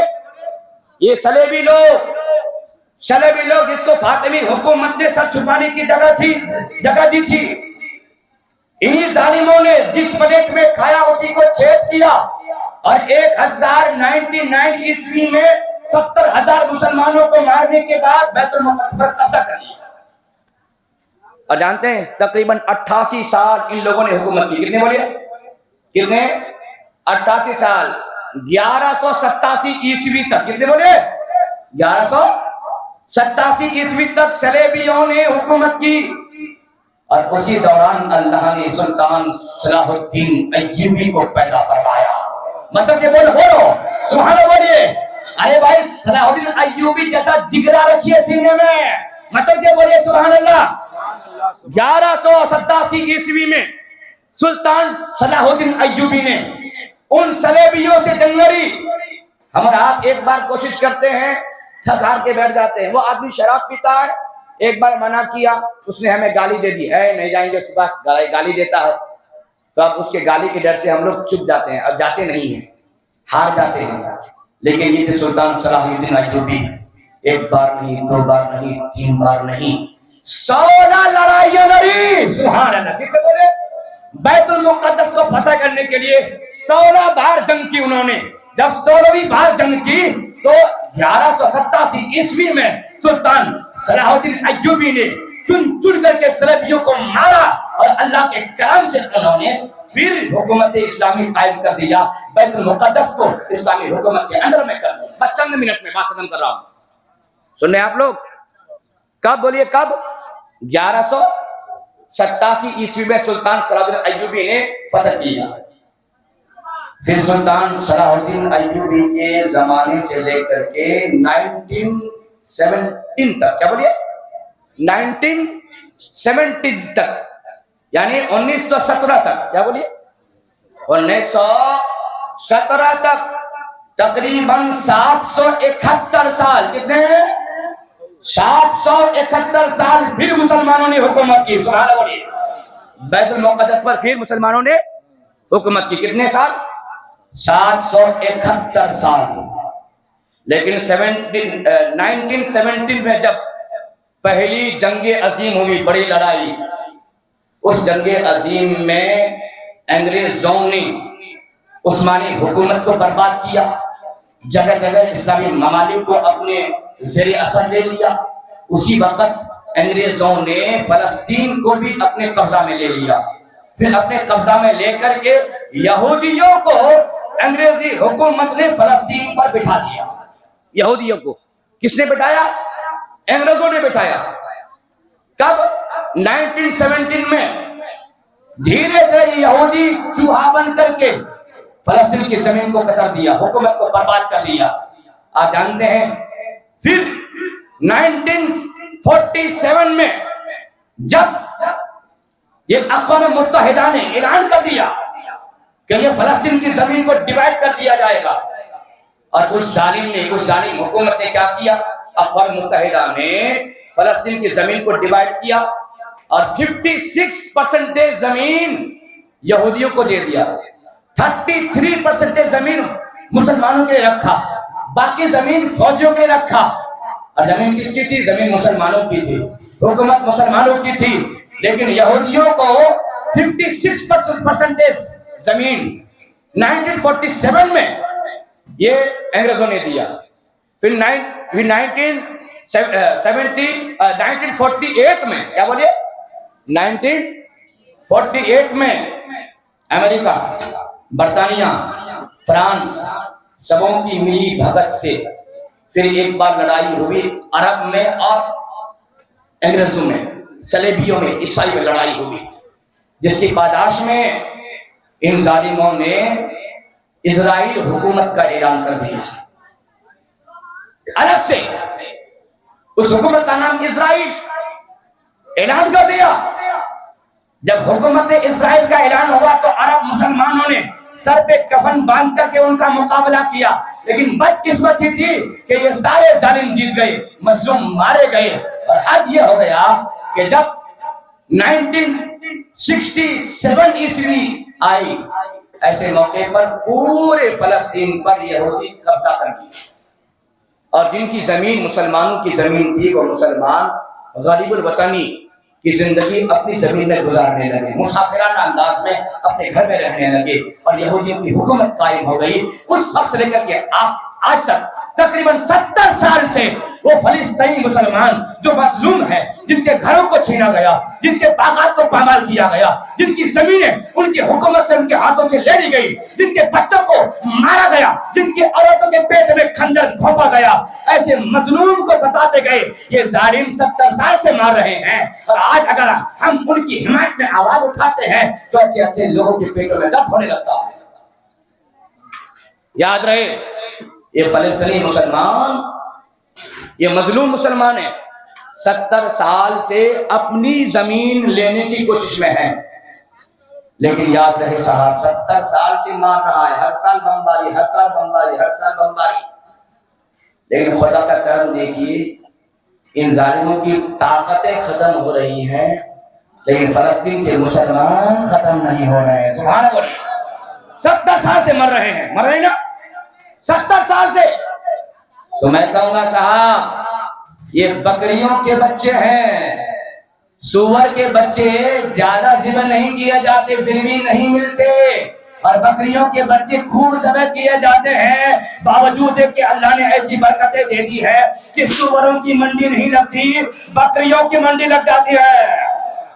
تو یہ ہے مسلمان، یہ سور خود مر رہے ہیں، برباد ہو رہے ہیں، نسلیں مل جائیں گی. میرے آقا کریم نے حدیث میں فرمایا ہے، ایک زمانہ آئے گا مسلمان بیت المقدس کو فتح کر لیں گے، لیکن وہاں پر جو یہودی اور نصرانی لوگ جو ناپاک طور پر قبضہ جمائے بیٹھے ہوئے ہیں، ایسی منہ کی کھائیں گے اور ایسی ذلت کی مار کھائیں گے کہ پھر تاریخ میں ایسی ذلت کسی کو نہیں ملی ہوگی. اس لیے صبر کی ضرورت ہے، اور ہمیں اس مقدس زمین کے تعلق سے دعا کرنے کی ضرورت ہے۔ آپ جانتے ہیں اس زمین کے بارے میں حدیث میں ہے، حضرت ام المومنین حضرت میمونہ رضی اللہ تعالی عنہا کہتی ہیں یا رسول اللہ، آپ خود حدیث میں فرماتے ہیں کہ جو بیت المقدس میں ایک نماز پڑھے گا اس کو اللہ 25,000 نماز کا ثواب عطا فرمائے گا۔ سبحان اللہ، سبحان اللہ۔ کتنی 25,000۔ حضرت میمونہ کہتے یا رسول اللہ، بیت المقدس جانے کے لیے ہمارے پاس اتنا مال پونجی نہیں کہ زیادہ راہ برداشت کر سکے، پھر اتنا ثواب ہم کہاں پائیں گے؟ میرے آقا ارشاد فرماتے ہیں اگر تم بیت المقدس کا سفر نہیں کر سکتی ہو تو جو لوگ بیت المقدس جائیں گے ایسے لوگوں کو کچھ تیل خرید کر کے دے دینا اور کہہ دینا کہ یہ تیل بیت المقدس میں جو جلتے ہوئے چراغ ہے اسی میں ڈال دینا، تمہارا تیل وہاں پر جلتا جائے گا، بیت المقدس روشن ہوتا جائے گا، اللہ تیری زندگی میں روشنی پیدا فرما دے گا۔ سنیں آپ، میرے آقا نے فرمایا ہے خود نہ جا پاؤ تو کم از کم تیل بھیج دو تاکہ تمہارا تیل وہاں جلے اور وہاں روشنیوں کا انتظام ہو۔ پتہ چلا پوری دنیا کے مسلمانوں کے لیے میرے نبی کا یہ پیغام ہے کہ بیت المقدس کو آباد کرنے کے لیے اگر تم وہاں نہیں جا پاتے ہو تو تم سے جتنا ہوتا ہے تم وہاں کے لیے سپورٹ تو کرو۔ اگر خود نہیں جا پاتے ہو، کوئی امداد بھی نہیں بھیج پاتے ہو، کوئی سپورٹ نہیں کر پاتے ہو، کم از کم اتنا تو کر سکتے ہو کہ رات کے سناٹے میں جب دنیا سو جاتی ہے ایسے موقع پر تم اپنے گھر میں اٹھو، وضو کرو، مصلی بچھاؤ اور رب کی بارگاہ میں ہاتھ اٹھا کر کے دعا تو کر دو۔ جو اس لیے کہ مومن کی جو دعا ہوتی ہے نا وہ بھاری بھرکم ایٹم پر بھی بھاری ہوا کرتی ہے۔ مومن کی دعا سب سے بڑی ہتھیار، سب سے بڑا ہتھیار، سب سے بڑا ہتھیار۔ نہیں جا پاتے ہو تو آنکھوں سے آنسو بہا کر قبلہ اول جس قبلہ کے جانب منہ کر کے 16 یا 17 مہینے ہم سب کے نبی نے نماز پڑھا ہے۔ سبحان اللہ بھائی، کہ جس قبلے میں میرے آقا نے نبیوں کی امامت فرمائی ہے، سبحان اللہ بھائی، جس قبلے میں میرے آقا کی سواری باندھی گئی، نبی کا قدم مبارک میمنت مبارک بھرا قدم نبی پاک کا گرا ہے، آپ نہیں سمجھ سکتے کہ کتنے تقدس کا حامل وہ تیار مبارک ہوگا۔ نبیوں کی بستی، سبحان اللہ بولیے، نبیوں کی بستی، مزارات انبیاء کا ایریا، خدا کی مسجدوں میں دوسری مسجد، خدا کے گھروں میں دوسرا گھر، جس کی تعمیر اللہ کے نبیوں نے کیا ہے۔ سبحان اللہ، اللہ کے نبیوں نے کیا ہے، تو کیا ان کی حفاظت کے لیے ہم دعا بھی نہیں کر سکتے؟ سرکار غوث پاک رضی اللہ تعالی عنہ نے اپنی پوری زندگی میں ہمیں یہی عمل کر کے بتایا ہے کہ پوری زندگی دین کے لیے مرو۔ سبحان اللہ، کیا بولیے؟ دین کے لیے، دین کے لیے، دین کے لیے مرو گے، دنیا خود بخود ہاتھ باندھ کے پیچھے آتی رہے گی، اور دنیا کے پیچھے بھاگو گے تو دین کا دامن ہاتھ سے چھوٹ جائے گا۔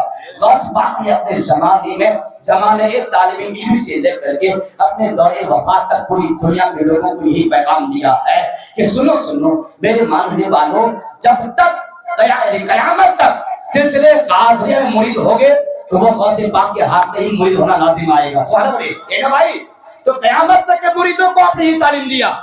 کیا تعلیم دیا؟ کہ حالت سدھری ہو کہ بگڑی ہو، ایزی ہو کہ ٹف ہو، حالت کے باہوں میں نہیں بہنا، شریعت کے کہنے پر چلنا۔ آپ نے پوری زندگی عمل کر کے بتایا کہ نہیں بتایا؟ آپ نے پوری زندگی میں نبی کی شریعت کو فالو بھی کیا، نبی پاک کی شریعت کا چراغ جلایا۔ میں نے کل کہا تھا کہ غوث پاک نے مدرسہ بنایا۔ سبحان اللہ بولیے، کیا بنایا بولیے؟ مدرسہ بنایا، مدرسے کی تعمیر کی، مدرسے کے پرنسپل اور مدرسے کے فاؤنڈر بھی بنے۔ سبحان اللہ بولیں گے؟ تو آپ لوگ اتنے لوگ یہاں پر غوث اعظم کے دیوانے بیٹھے ہو تو پھر کیا غوث اعظم کے نام پر خالی شیرنی پکانے کا نام، 15 20 40 ڈیب پکانے کا نام ہی غوث اعظم کا دیوانہ ہونا ہے؟ مجھے بتائیے بھائی۔ ہاں بے شک غوث اعظم کے نام پر کھانا پکاتے ہیں، مبارکبادی کے لائق ہے، اللہ تعالیٰ آپ کو ثواب عطا فرمائے گا، اللہ نیکی عطا فرمائے گا، کتنے لوگوں کا پیٹ بھرے گا، بے شک اچھی بات۔ لیکن اگر غوث پاک کے نام پر آپ ایک مدرسہ بنا دیں گے، مدرسہ غوثیہ، سبحان اللہ بولیے، کیا بنائیں گے؟ مدرسہ غوثیہ. ایک بار آپ نے تعمیر کی، ایک بار. آج اتنے کھانا آپ کھلائیں گے، جب آپ کھلائیں گے تو آپ کو ثواب مل جائے گا. ولی ایک بار، ولی ایک بار ثواب ملے گا. کھا لیا ثواب مل گیا، کھا لیا ثواب مل گیا. لیکن غوث پاک کے نام پر اگر آپ کوئی لائبریری بناتے ہیں، کیا لائبریری کی ضرورت نہیں ہے؟ بتائیے بتائیے، آپ بتائیے. مسلمان دین سے کیوں دور ہوتے ہیں؟ علم سے دور کیوں؟ تعلیم سے دور کیوں؟ میں آپ سے پوچھنا چاہتا ہوں، ایمانداری سے بتاؤ، آج پوری دنیا میں تعلیم یافتہ ایجوکیٹڈ کس قوم کا نام ہے؟ بولیے بولیے. اس قوم کو بولتے ہیں عیسائی. کیا بولیے؟ دنیا میں ہائی ایجوکیٹڈ عیسائی ہوتے ہیں. بڑی بڑی یونیورسٹیز عیسائیوں کی، چیف موسٹ فیمس یونیورسٹی عیسائیوں کی. ہمارے بنگلور میں جو سب سے ہائی فائی ہے، سب سے زیادہ کاسٹلی جو ایجوکیشن دی جاتی ہے، وہ عیسائیوں کی یونیورسٹی ہے. آپ جانتے ہیں یہ عیسائی مٹھی بھر تھے، مٹھی بھر تھے. جب مسلمانوں نے عیسائیوں کو تہہ تیگ کیا، نام سنے ہوں گے جرمن، جانتے ہیں جرمن؟ جرمن کے عیسائی کو مسلمانی حکومت جب وہاں پر قائم ہوئی تو ایک پادری چند عیسائیوں کو لے کر جنگل میں چلا گیا. سینکڑوں کی تعداد میں عیسائی تھے، مسلمانوں کے ڈر سے جنگل میں رہنے لگے اور جنگل کا گھاس پھوس کھانے لگا. بچے بوڑھے سب تڑپ تڑپ کے مر رہے تھے. ایسے موقع پر باہر ملک کے عیسائیوں کو خبر پہنچی کہ وہاں پر ابھی بھی کچھ عیسائی جنگلوں میں رہ رہے ہیں، فنڈنگ کیا جائے. باہر ملک کے عیسائیوں نے فنڈنگ کی. وہ پیسے اس پوپ کے پاس، اس پادری کے پاس پہنچے. بہت زیادہ پیسہ تھا، بہت بڑی رقم تھی. رقم لے کر کے اپنے دامن میں وہ پادری بیٹھا ہوا ہے، بیٹھا ہے، پھر لوگوں کو دیکھتا ہے. یہ تو برسوں کا بھوکا ہے، جانور کا گوشت، اس کے چمڑے، اس کی ہڈیاں چوسنے والے لوگ، سمندر کا پانی پینے والے لوگ سوکھ کے کاٹا کاٹا بھوک میں مر رہے ہیں. ہم اور آپ ہوتے غلہ خرید کے لے کے آتے، راشن لاتے، لوگوں میں بانٹ دیتے. بھوکے بھوکے لوگوں نے اس پادری سے کہا، سر تقسیم کرو، ڈیوائڈ کرو، بھوک لگی ہے. لیکن پادری نے ایک تعریف کا جملہ کہا تھا کہ اگر تم لوگ آج اس پیسے کو کھا لو گے پیٹ تو بھر جائے گا، لیکن زندگی بھر کے لیے مر جاؤ گے. اس لیے میں تم لوگوں کو تڑپتے ہوئے مرنے دوں گا. فنڈنگ سے میں تمہارے کھانے کا انتظام نہیں کروں گا، میں اس پیسے سے اسکول بناؤں گا. بولی نا مچل کے بولیے. ایک پادری بول رہا ہے، اس پیسے سے میں اسکول بناؤں گا، انہی بچوں کو پڑھاؤں گا، پھر یہی بچے ہماری فیوچر بنیں گے اور دنیا میں ہمارا سکہ کھنکے گا. یقین وہ پادری نے کر کے دکھایا ہے. نہیں دیا اس نے بھوکے لوگوں کو، اسکول بنایا فنڈنگ کے پیسے سے. اور آج پوری دنیا میں ہائی ایجوکیٹڈ اسی کے بچے ہوتے ہیں. اور ہم مسلمان ہیں، ہمارے پیغمبر کو اللہ نے سب سے پہلا جو میسج دیا تھا وہ ایجوکیشن کے تعلق سے، وہ تعلیم کے تعلق سے. ہم سب کے غوث اعظم نے بھی اپنی پوری زندگی نبی کی شریعت کو سیکھنے کے لیے سکھایا ہے، نبی کی طریقت کو سیکھنے کے لیے پوری زندگی کو بتایا ہے. تو میں کہوں گا صاحب، جس غوث کے نام کے ہم جلسے سجاتے ہیں تو ان کی تعلیمات کو عام کرنے کے لیے ہم ایک چھٹا مدرسہ کب بنائیں گے؟ بولے کب بنائیں گے؟ تو میں کہوں گا آپ کو کہ شہر مچھلی پٹنم میں آپ کی دعاؤں سے میں ہندوستان کے اکثر شہروں میں جاتا آتا رہتا ہوں، لیکن میں نے دیکھا ہے جتنا کھانا بنا کر کے مچھلی پٹنم میں کھلایا جاتا ہے، میں نے پورے ملک میں دیکھا کہیں پر بھی اتنا کھانا نہیں کھلایا جاتا، کہیں پر بھی نہیں. بہت اچھا نیک کام ہے، کھلائیے. لیکن میں کہوں گا اگر انہی پیسوں کو جمع کر کے رکھا جائے تو مچھلی پٹنم میں ہر سال ایک مدرسہ بن جائے گا. نہیں بنے گا؟ بولیے بولیے بولیے. اس لیے آئندہ ایک کام کیجیے آپ لوگ، غوث پاک کا جلسہ بھی کیجیے، ڈیٹ بھی پکائیے، جتنے لوگ مجلس میں آتے ہیں ان کے لوگوں کے لیے انتظام کر لیجیے. جلسہ ختم ہو جائے، تبرک کا انتظام ہو جائے، تقسیم ہو جائے، کھا پی کر کے اپنے گھر چلے جائیں گے. اور اس اماؤنٹ کو بچائیے، بڑی محنت کی کمائی ہوتی ہے.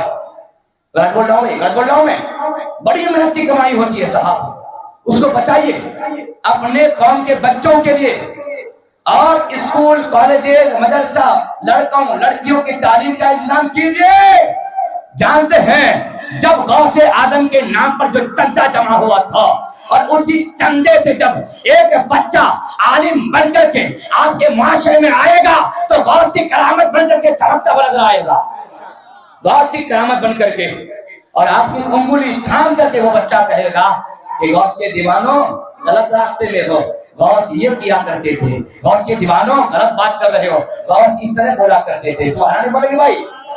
ہاں، ذرا سا مزاج میں تبدیل لکھائیے، کچھ سمجھیے، کچھ سوچیے. کیونکہ بھائی میں ایک نو عمر ہوں، آپ سب لوگ مجھ سے عمر میں بڑے ہیں، سب لوگ بڑے ہیں، جتنے بھی لوگ بیٹھے سب مجھ سے عمر میں بڑے ہیں. اور آپ جانتے ہیں کہ میں بولنا کیا چاہتا ہوں، یہ میرے سینے میں درد ہے. ہم اہل سنت اسی میں چلے گئے.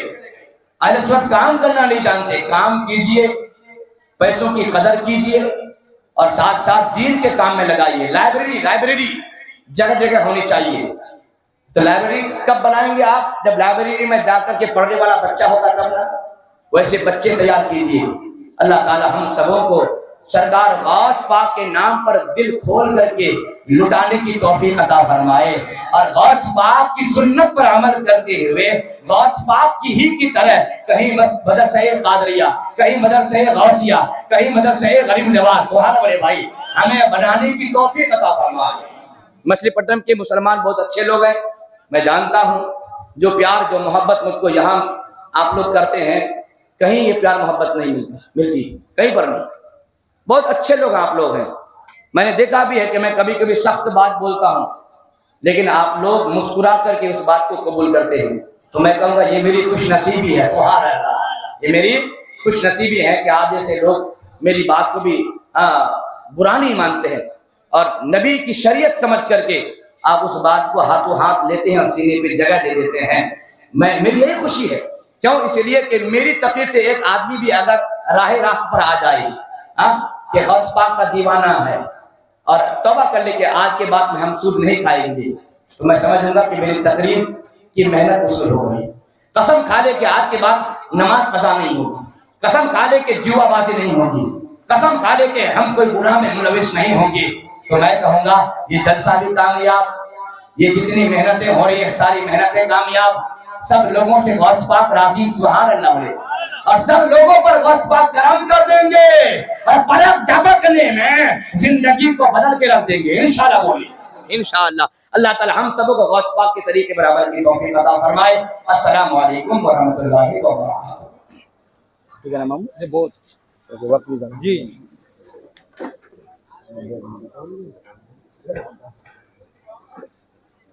صلی اللہ علی محمد صلی اللہ علیہ وسلم. صلی اللہ علی محمد صلی اللہ علیہ وسلم. صلی اللہ علی محمد صلی اللہ علیہ وسلم. صلی اللہ علی محمد صلی اللہ علیہ وسلم. أنت نور الله فجرا جئت بعد العسر يسرا ربنا عليك قدرا يا إمام الأنبياء يا نبي سلام عليك يا رسول سلام عليك يا حبيب سلام عليك صلوات الله عليك مجھے سب ستارا ہے میرا دل دکھار ہے تمہیں بہت سزا مدنی مدنی مدنی یا نبی سلام علیکہ یا رسول سلام علیکہ یا حبیب سلام علیکہ صلوات اللہ علیکہ پوری یا رب یہ دعا اندر مولا پہ جا کر پہلے کچھ چاہتے سنا پھر بڑے سر کو جھکا کر یا نبی سلام علیکہ یا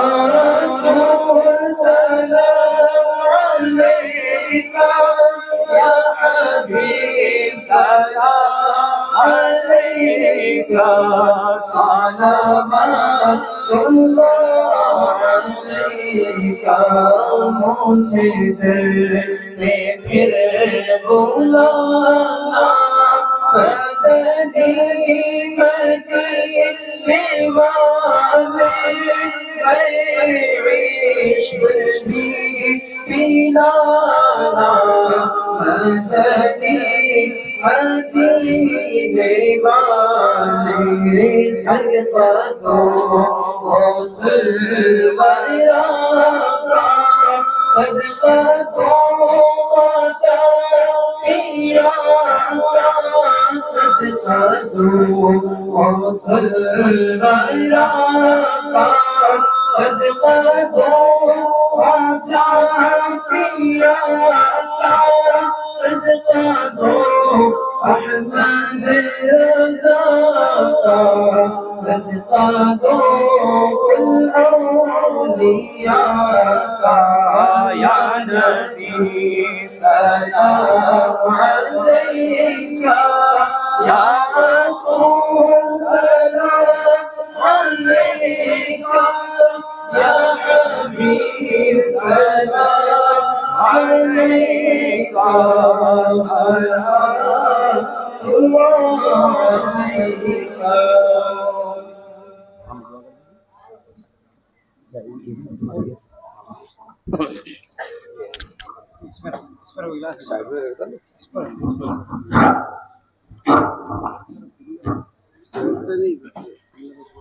الفاتحہ علی روح النبی صلی اللہ تعالی علیہ وسلم.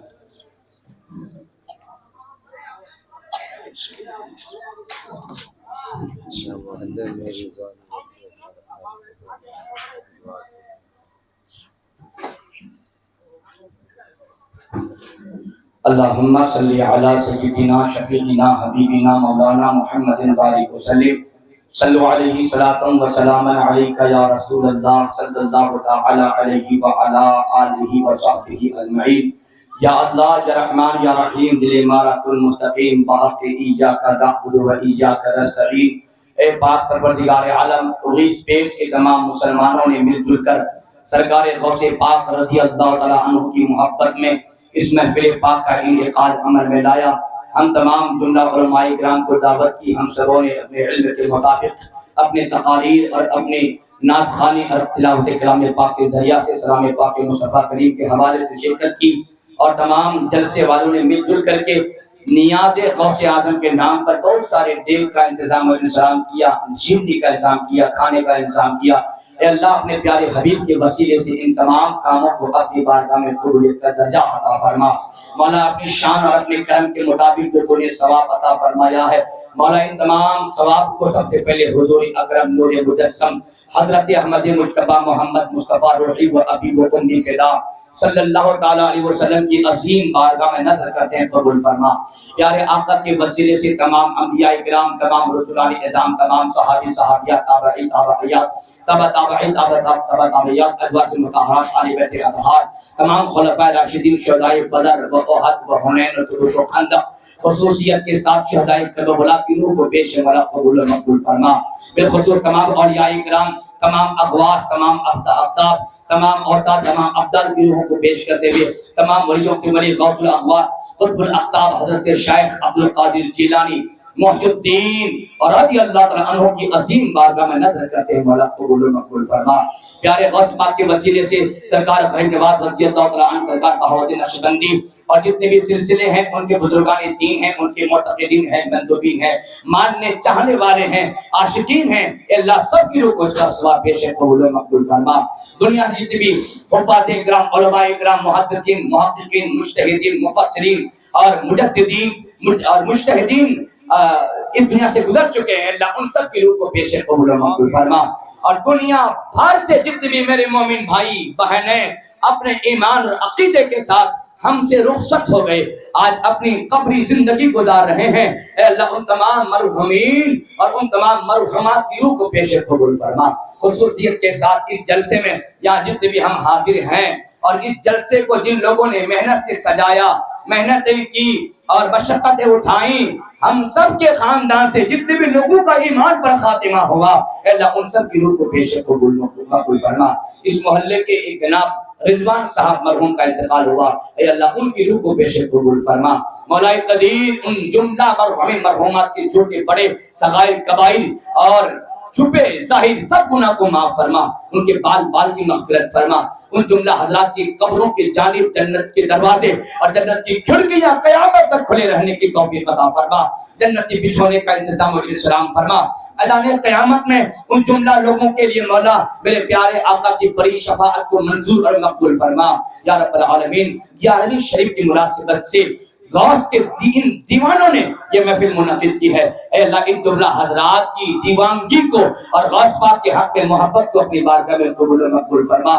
پروردگار عالم یہ جو مدینہ کمیٹی ہے، ان حضرات کی بڑی توجہ اور بڑی محنتیں، بڑی مشقتیں ہیں، اے اللہ ان جملہ حضرات کی، اس کمیٹی کے جملہ افراد اور جملہ ممبرز کی محنت کو قبول و مقبول فرما۔ مولا ان کے پسینے کی لاج رکھ لے، ان کے توجہ اور محنتوں کی لاج رکھ لے، اور 11ویں کی برکت سے ان جملہ حضرات کو بے حساب ثواب عطا فرما، ان جملہ حضرات کو خوب نیکیاں عطا فرما، اور ان جملہ حضرات کے زندگی میں غوث پاک کے طریقے کی بہاریں عطا فرما، پیارے مصطفیٰ کی سنتوں کی بہاریں عطا فرما۔ ان جملہ حضرات کو وقت کا نمازی بنا دے، اے اللہ ان جملہ حضرات کو غوث پاک کا سچا پکا محب اور محبت کرنے والا بنا دے، عاشق غوث اعظم، عاشق رسول بنا دے، ان کے خاندان میں بھی مولا عشق مصطفیٰ کے شمع کو فروزہ فرما دے، اے اللہ اس پورے محلے میں اپنی رحمتیں عطا فرما، برکتیں عطا فرما۔ جملہ حضرات کو مولا ایک اور نیک بننے کی توفیق رفیق عطا فرما، سبوں کو مل جل کر کی زندگیاں گزارنے کی توفیق عطا فرما، اور سبوں کو مولا ایک دوسرے کا تعاون اور سپورٹ کرنے کی توفیق عطا فرما۔ بیماروں کو شفا عطا فرما، بے گھروں کو گھر عطا فرما، بے گھروں کو در عطا فرما، اور خصوصیت کے ساتھ جو لوگ رشتے کے بندھن میں ابھی نہیں بندے ہیں ان لوگوں کو مناسب رشتہ عطا فرما، اور مولا بالخصوص جو لوگ روزی روٹی کے مس میں پریشان حال ہیں ان کو اچھا اور بہتر روزگار عطا فرما، اور مولا جو بڑی عمر کے لوگ یہاں پر بیٹھے ہیں جن کے داڑھی اور سر کے بال سفید ہو چکے ہیں، جو قابل تعظیم ہیں اور لائق احترام ہیں، اے اللہ ان لوگوں کی عمر میں برکتیں عطا فرما، صحت اور تندرستی عطا فرما۔ جتنے بھی لوگ بیمار ہیں، جس قسم کی بیمار میں مبتلا ہیں، سبوں کی بیماریوں کو دفع فرما، دور فرما، اور سبوں کو صحت کاملہ و عاجلہ نصیب فرما۔ اے اللہ ہم لوگوں کو 5 وقتوں کا نمازی بن جانے کی توفیق عطا فرما، تیرے فرامین تیرے احکامات پر عمل کی توفیق عطا فرما، اور تمام لوگوں کو پکا سچا مسلمان بننے کی توفیق عطا فرما، اور تیرے دین کی خدمت میں ہمیشہ لگے رہنے کی توفیق عطا فرما۔ شیطانی مکر و فریب سے الحمدللہ حضرات کی حفاظت فرما، والا خصوصیت کے ساتھ ہمیں اپنے ماں باپ کا پاؤں دبا دبا کر اسی دنیا میں جنت حاصل کر لینے کی توفیق عطا فرما، اور جن کے ماں باپ دنیا سے رخصت ہو گئے ان کے بال بال کی مغفرت فرما، انہیں در جنت نصیب فرما۔ مولا قدیر خصوصیت کے ساتھ ہمیں اپنے بال بچوں کو دین کی تعلیم سے آراستہ کرنے کی توفیق عطا فرما، اپنی بچیوں کو اسلامی تعلیمات اور حضرت فاطمہ زہرا کی سیرت کو پڑھنے اور پڑھانے کی توفیق عطا فرما۔ مولا خصوصیت کے ساتھ اپنے بچیوں پر کڑی نگاہ رکھنے کی توفیق عطا فرما، میری ماں اور بہنوں کو پردے کا اہتمام کرنے کا جذبہ عطا فرما، طریقہ فاطمی پر عمل کر کے اپنی عزت کی ہمیشہ رکھوالی کرنے کی توفیق عطا فرما۔ اے اللہ ہم سب گنہگار سیہگار تیرے خطےکار بنتے ہیں، جو کچھ بھی مانگتے ہیں اپنے ظرف کے مطابق مانگتے ہیں، اے اللہ تو ہمیں اپنے کرم کے مطابق عطا فرما۔ مولا اپنے پیارے حبیب کے وسیلے سے جو ہم نے مانگ پائے وہ بھی عطا فرما، جو مانگے ہیں وہ بھی عطا فرما۔ پھر سے ہم کمیٹی والے تمام افراد کے لیے دعا کرتے ہیں، اے اللہ ان جملہ حضرات کی جملہ محنت کو قبول فرما، اور ان جملہ حضرات کو خوب نیکیاں عطا فرما۔ اللہم ربنا تقبل منا انک انت السمیع العلیم وتب علینا انک انت التواب الرحیم۔ ان اللہ وملائکتہ یصلون علی النبی یا ایھا الذین آمنوا صلوا علیہ وسلموا تسلیما۔ اللہم صل علی سیدنا شفیعنا حبیبنا مولانا محمد بارک وسلم، صلوا علیہ صلاۃ و سلام علیک یا رسول اللہ صلی اللہ تعالی علیہ وسلم برحمتک یا ارحم الراحمین، بحق لا الہ الا اللہ محمد رسول اللہ صلی اللہ علیہ وسلم۔